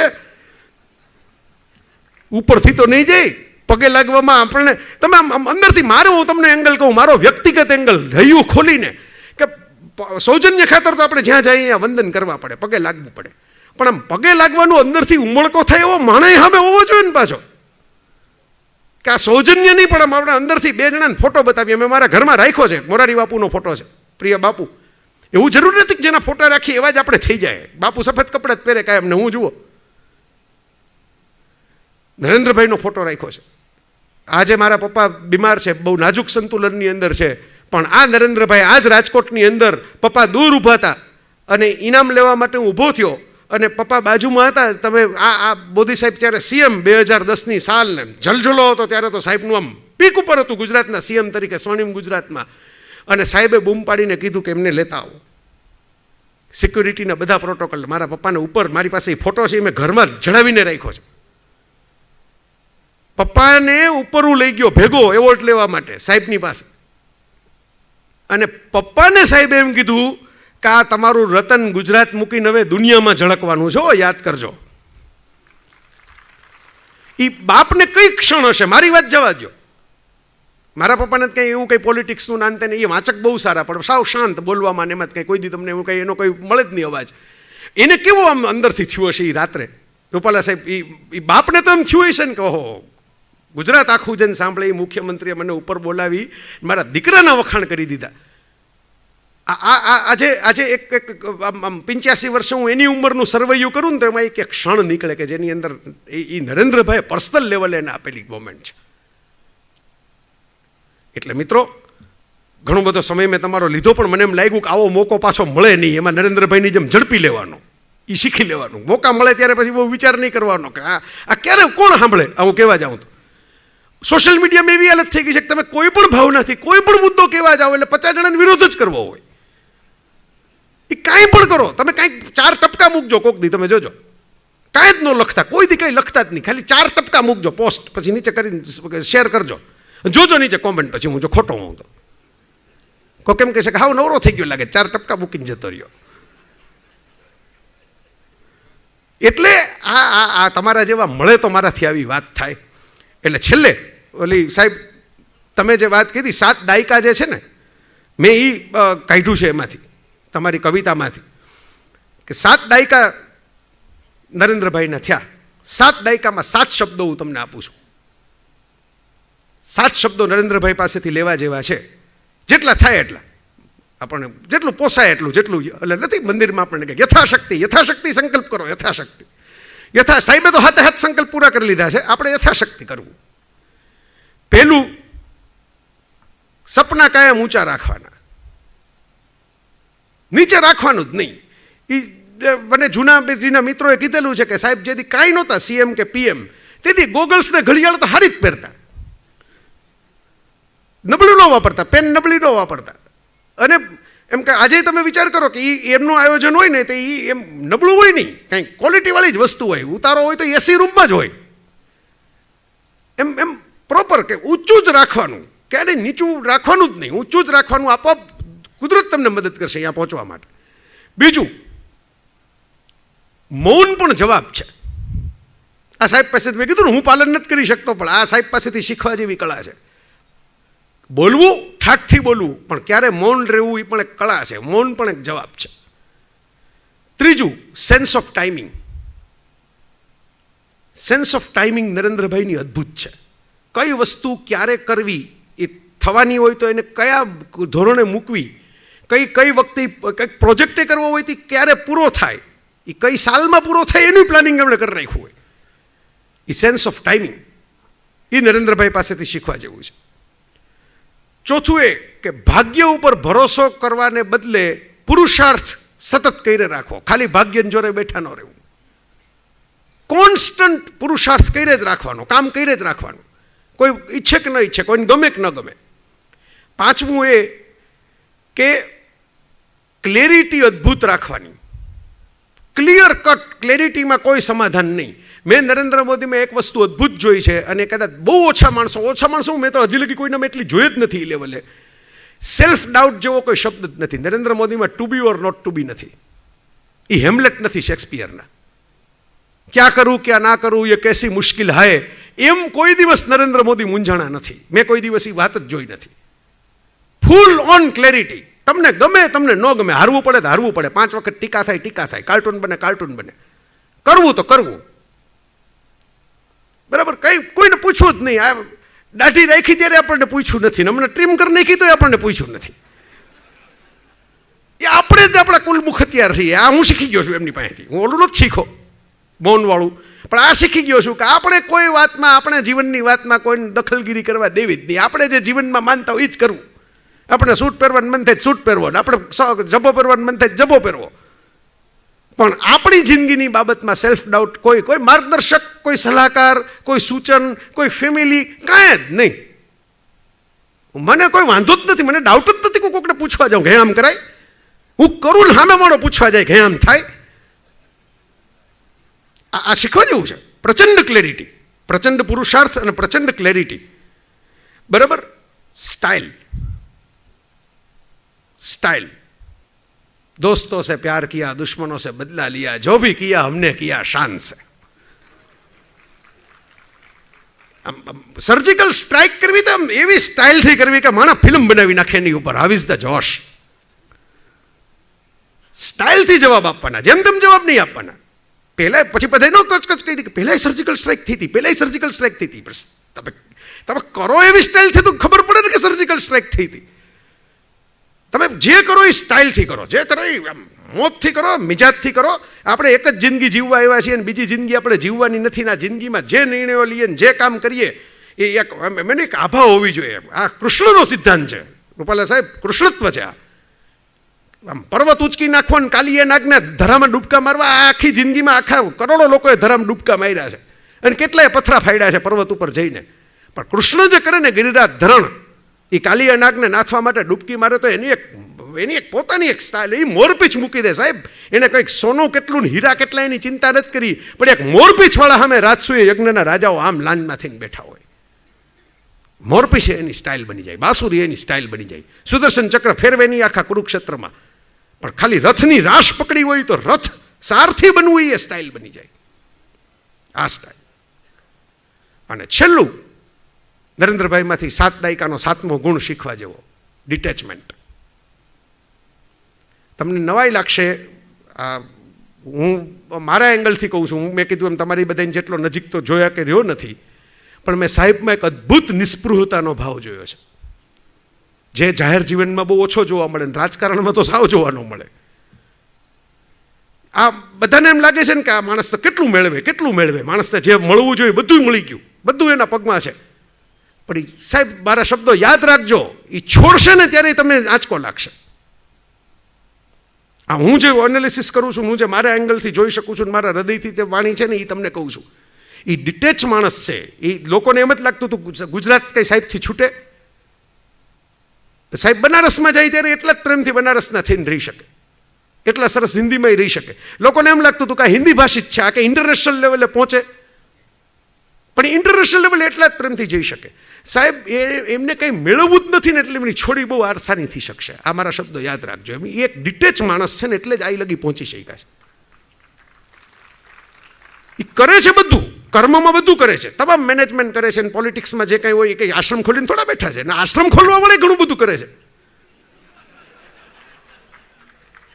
તો રાજકારણમાં જે હોય એ બધાય કરતા હોય, એટલે પોતપોતાની રીતે જે કંઈ એ તો પરિસ્થિતિગત હોય. તમે વરસાદ પડતો હોય ને વરસાદ પડતો હોય ને તમે એમ કહો કે મારે ભીંજાવું નથી, મારે ભીંજાવું નથી, હું રેનકોટ લઉં, હું છત્રી લઉં, એટલે એનો અર્થ એવો કે છાંટો તમને અડે જ નહીં. સાહેબ તમે ગમે એવો રેનકોટ લઈ આવો ને ગમે એવી છત્રી લઈ આવો, આજુબાજુ બધે વરસાદ પડતો હોય થોડાક તો ભીંજાવે છે. આ વાસ્તવિકતા છે, હું વાસ્તવિક વાત કરવા આવ્યો છું. પણ એની વચ્ચે તમે કેટલા ઓછા ભીંજાણા ને એના માર્ગ ગણવાના હોય. તો ગાંધીજીએ ભીંજાણા હતા. ગમે એટલી સત્યની વાત કરતા હોય, આદર્શની વાત કરતા હોય, એટલે જ સત્યના પ્રયોગો એ ઘટીએ અટકાવી દીધા જ્યારે ખરેખર બીજી વાતો લખવી પડે. આજુબાજુ વાળાની વાતો નથી લખી આત્મકથામાં, કારણ કે એ પ્રયોગો લખી શકાય એમ નહીં લઈ ગયા હોય ગાંધીજી જેવા મહાત્માને કે આ નહીં લખાય, આ લખો તો મહાભારત બીજું થઈ જશે. તો આ વાત તમારી સામે મૂકી. રૂપાલા સાહેબે જે કાવ્ય કીધું ને, મારે એની જ પંક્તિથી સમાપન કરવું. મને તમે આમ ચોંટાડી દીધું સાહેબ, કારણ કે એવું ચોંટાડી દીધું કે એ મેં કીધું ને મારું કાવ્ય છે, રમતા રામ એકલા. એટલે એ કાવ્યની તમે જે કીધું ને એમાં આગળ છે, રસ્તો મારો સીધો સાદો, નહીં ભીડ નહીં ઠેલમ ઠેલા. ભેગા જાજા રાખીએ તો ઠેલમ ઠેલા થાય ને. મિત્રો અંગત રાખો તો કોક દી અંગત શત્રુ થાય. મારો અનુભવ છે, અંગત મિત્રો રાખો તો અંગત શત્રુ થાય. અંગત મિત્રો જ ન રાખો તો અંગત શત્રુ એ ન થાય. શત્રુ થાય એ જાહેર થાય, અંગત તો થાય નહીં, કારણ કે અંગત તમે નજીક જ ના આવવા દો કોઈને, તમે એક ભૂમિકા એક પહોંચી જાઓ. એ નિસ્પૃહતાની વાત કરું છું, એ અનાસક્તિની વાત કરું છું. સમી સાંજની વેળા આપણે રમતા રામ અકેલા, કોઈ પંથ નહીં સંપ્રદાય, માણસ એ તો માણસ. રમણલાલ સોનીનો કાર્યક્રમ હતો, શતાબ્દીનો 100 વર્ષનો. એના દીકરા હાવ સીધા સાદા માણસ, બિચારા અત્યારે ડોક્ટરી મૂકીને સમાજ સેવાનું કામ કરે છે, શ્રીરામ સોની. મને ફોન આવ્યો, મને કે આપણે મુખ્યમંત્રી નરેન્દ્રભાઈ મોદીને બોલાવીએ શતાબ્દીમાં. અરે મેં કીધું એમ કાંઈ આવે સાહેબ? મેં કીધું સાહેબને એમ ફોન કરો તો સાહેબ પાસે ટાઈમ થોડો હોય. પછી મેં વળી આપણે હમણાં તમને કીધું ને, આ કવિતાની પંક્તિનું તાદર્શ ઉદાહરણ આપું સાહેબનું જીવનમાંથી. અને મેં કીધું આપણે પૂછવું શું જાય, પૂછવાને ક્યાં પૈસા છે? આપણે ગુજરાતીઓ એમ તો આગળ વધ્યા આખી દુનિયામાં, આપણે એનઆરઆઈ એટલે તો થયા, પૂછવાને ક્યાં પૈસા છે? પૂછી લ્યો ને આ અંદર જઈને. મેં કીધું કાગળ તો લખીએ સાહેબ, કદાચ આવી પાડે, તમે દઈ આવજો. મેં કીધું તમે અમદાવાદમાં છો, લખી હું દઉં. મેં કાગળ લખી દીધો ને શ્રીરામભાઈ દેવા ગયા. સાહેબે કાગળ વાંચ્યો, ચોક્કસ આવીશ. ઓલાને ભરોસો ન પડ્યો, મને પાછો ફોન કરે, મને કે આવશે? મેં કીધું હવે હા પાડી તો આવશે તો ખરા ને. ખરેખર ડોગ સ્પોટ આવીને ત્યારે એની હાર્ટબીટ ઓછી થઈ કે ના તો ખરેખર આવશે. હો તો સ્કોડે આવી ગઈ. અને સાહેબ આવ્યા, સાહેબ બહુ સરસ બોલ્યા. એમ પાછું કીધું કે મને એમ કીધું કે કાંઈ ઓછું કર બોલતા નહીં હો, તમે એમ કે એના સાચા ચાહક છો, તમે એનું સાહિત્ય વાંચ્યું છે, તમે બધું બોલો, પછી મારે જે કહેવાનું છું કહું. હવે ત્રિકાળ જ્ઞાની ઋષિની જેમ પોતે બોલવામાં શરૂ કરી, જ્યોતિષીની જેમ એમ કે ને કે ભાવી દીધું હોય. એ કાંઈ જેટલા બેઠા હશે ને એવું તો થતું હશે કે આવે આવા પ્રોગ્રામમાં આવે.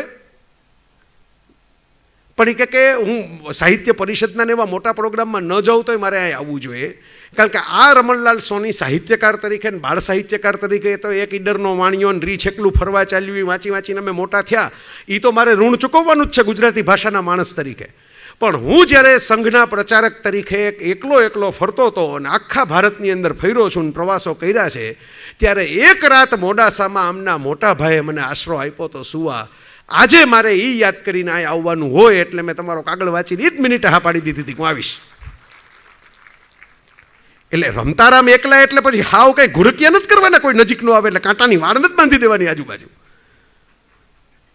કોઈ પંથ નહીં, કોઈ સંપ્રદાય, માણસ એ તો માણસ. એટલે મેં આ પંક્તિ સમજાવવા માટે તમને કીધું. અજવાળામાં ફરક પડે શું, કોળિયું હોય કે ફાનસ? અંદરનું અજવાળું તો એક જ છે ને જગત આખામાં. અજવાળામાં ફરક પડે શું, કોળિયું હોય કે ફાનસ? જળા ઝુમ્મરની જેવા ક્યારેય નહીં લટકેલા. આ નરેન્દ્રભાઈ, જળા ઝુમ્મરની જેમ ક્યારેય નહીં લટકેલા, સમી સાંજની વેળા આપણે રમતા રામ અકેલા. તો મિત્રો, મારાથી જે યથાશક્તિ તમારી સામે ખોલી શકાય 1-1.25 કલાકમાં નરેન્દ્રભાઈને, આ તો સપ્તાહનો વિષય છે, વ્યાખ્યાનનો વિષય નથી, અને સપ્તાહમાંય ટૂંકું પડે. 7 દીની કરો ને તમે, 9 દીની કરો, 7 દીની કરો, 11 દીની કરો, તોય પૂરું થાય નહીં, કારણ કે સાહેબ ત્યાં લગી નવું કેટલું કરી આવ્યા હોય, એટલે એટલું સહેલું નથી એમને સમાવી લેવા. પણ મારી રીતે મેં થોડાક રંગો સમાવવાનો પ્રયાસ કર્યો તમારી સામે. પણ એમાંથી મહત્વની વાત તો એ છે કે આપ બધા જાહેર જીવનમાં છો, આમાંથી ક્યાંક આપને બધાને મળે. જેમ મેં વક્તૃત્વમાં કંઈક શીખું હું એમની પાસેથી, હું અમુક 2-4 વાતો આ સંકલ્પ બળની, આ ડિટર્મિનેશનની, ક્લેરિટીની શીખો એમની પાસેથી, એમ આપને કંઈક શીખવા મળે તો એ બહુ ઉપયોગી થશે. જે સાંભળતા હશે, અહીં નહીં બેઠા હોય ને ઓનલાઈન સાંભળતા હશે, એમાં વિદ્યાર્થી હશે, એમાં ગૃહિણી હશે, એમાં વેપારી હશે, દરેક માણસને એવી ઈચ્છા હોય કે મને કોઈક ઓળખે, દરેક માણસને એવી ઈચ્છા હોય કે મારી કંઈક માન સન્માન થાય. કોને રિસ્પેક્ટ નથી ગમતું? અબોલ પશુઓને આપણે રિસ્પેક્ટ આપીએ 2 વાર તરત આપણને જોઈને પાછા આપણી આજુબાજુ આવે. તો એ જો તમને ગમતું હોય તો મેં તમને એક જર્ની ખોલી દીધી, મને દેખાણી આવી કે આ નરેન્દ્ર મોદીની જર્ની છે, આ છે એમની પાસે. આમાંથી થોડુંક, આખી જર્ની તો નથી સમાવી શકાય, 400 વધારે પુસ્તક લખાણા છે, તોય બધાને એકેય લેખકને હજી સમજાણા નથી. 400 પુસ્તક લખવાવાળા હજી 8 જ બારે છે, હજી અડધાને તો પણ મળતા નથી સાહેબ. અને નગીનદાસ સંઘવી જેમણે આખી જિંદગી આકરામાં આકરી સમીક્ષા કરીને કડકમાં કડક ભાષાની અંદર લખ્યું, એમને સાહેબ પદ્મશ્રી આપો કે ભાઈ આમનું સન્માન થવું જોઈએ. એટલે અકળ જ છે એમ તમે કહો કે મને સાહેબ સમજાઈ ગયા, એ તો બોલ્યા એટલે તો સાહેબ તો મેં કીધું ને એમ. મને ભરતભાઈ એક સરસ મજાનું વાક્ય કીધું હતું, જે નરેન્દ્રભાઈએ સાક્ષીભાવ પુસ્તકમાં લખેલું છે. મેં કીધું આ વાક્યમાં તો આખું બ્રહ્માંડ સમાઈ ગયું કે કોન્ટ્રાસ્ટ એ ક્રિએશનનો પાયો છે. આ નરેન્દ્ર મોદી છે. તમને નરેન્દ્ર મોદી જે પહેલાં પ્રાઇમ મિનિસ્ટર દેખાય, ચીફ મિનિસ્ટર દેખાય, પક્ષના કાર્યકર દેખાય, એ અને આ વિચારક નરેન્દ્ર મોદીની વાત કરું છું. Thought process of Narendra Modi. Contrast એ ક્રિએશનનો પાયો છે. તમે વિચાર કરો, સ્ત્રી અને પુરુષ કોન્ટ્રાસ્ટ, ક્રિએશનનો પાયો. પ્રોટોન અને ઇલેક્ટ્રોન કોન્ટ્રાસ્ટ, ક્રિએશનનો પાયો. દિવસ અને રાત કોન્ટ્રાસ્ટ, ક્રિએશનનો પાયો. ગ્રેવિટી અને એન્ટી ગ્રેવિટી, ફોર્સ અને ડાર્ક મેટર, કોન્ટ્રાસ્ટ, ક્રિએશનનો પાયો. જે સાયન્સ થોડું ઘણું ભણ્યા હશે ને આ બધી વાત ખબર છે. જ્યાં ક્રિએશન છે ત્યાં કોન્ટ્રાસ્ટ છે. આઈ એમ લાર્જ, આઈ કન્ટેન મલ્ટિટ્યુડ્સ. વોલ્ટ વિટમેન અમેરિકાના કવિએ કીધું હતું, હું વિશાળ છું એટલે મારામાં અનેક વિરોધાભાસો તમને જોવા મળશે. કારણ કે કુદરતમાં જ વિરોધાભાસ હોય ને, કુદરત વિશાળ છે. એમાં રણ પણ હોય અને એમાં પહાડ પણ હોય, એમાં નદી પણ હોય, અને એની અંદર સૂકો ભઠ્ઠ ખારો પાટે હોય, એની અંદર ખીણ પણ હોય, એમાં શિખર પણ હોય, એમાં ઉડતા પંખીઓ હોય, અને એમાં રેંગતા સરીસૃપ સાપો પણ હોય, એની અંદર આમ સાવજ જેવા, સિંહ જેવા પડકાર કરનારા રાની પશુઓ હોય, અને હાવ ગભરું કહેવાય એવા સસલા કબૂતરે હોય. બધું છે એ ભેગું થઈને એક નેચર બનાવે છે. જેમ તમે વિશાળ થાવ એમ તમને થોડાક વિરોધાભાસ, થોડાક મલ્ટી કલર જોવા મળે જ, પણ એ બતાવે છે કે તમે વધારે લાર્જ થઈ રહ્યા છો, વધારે વિશાળ થઈ રહ્યા છો. તો એ નરેન્દ્ર મોદીને, એ વડાપ્રધાન નરેન્દ્ર મોદીને જન્મદિનના 70 દાયકાની એમની કર્મયાત્રાના વંદન સાથે અભિનંદન. ધન્યવાદ. જય જય ગરવી ગુજરાત.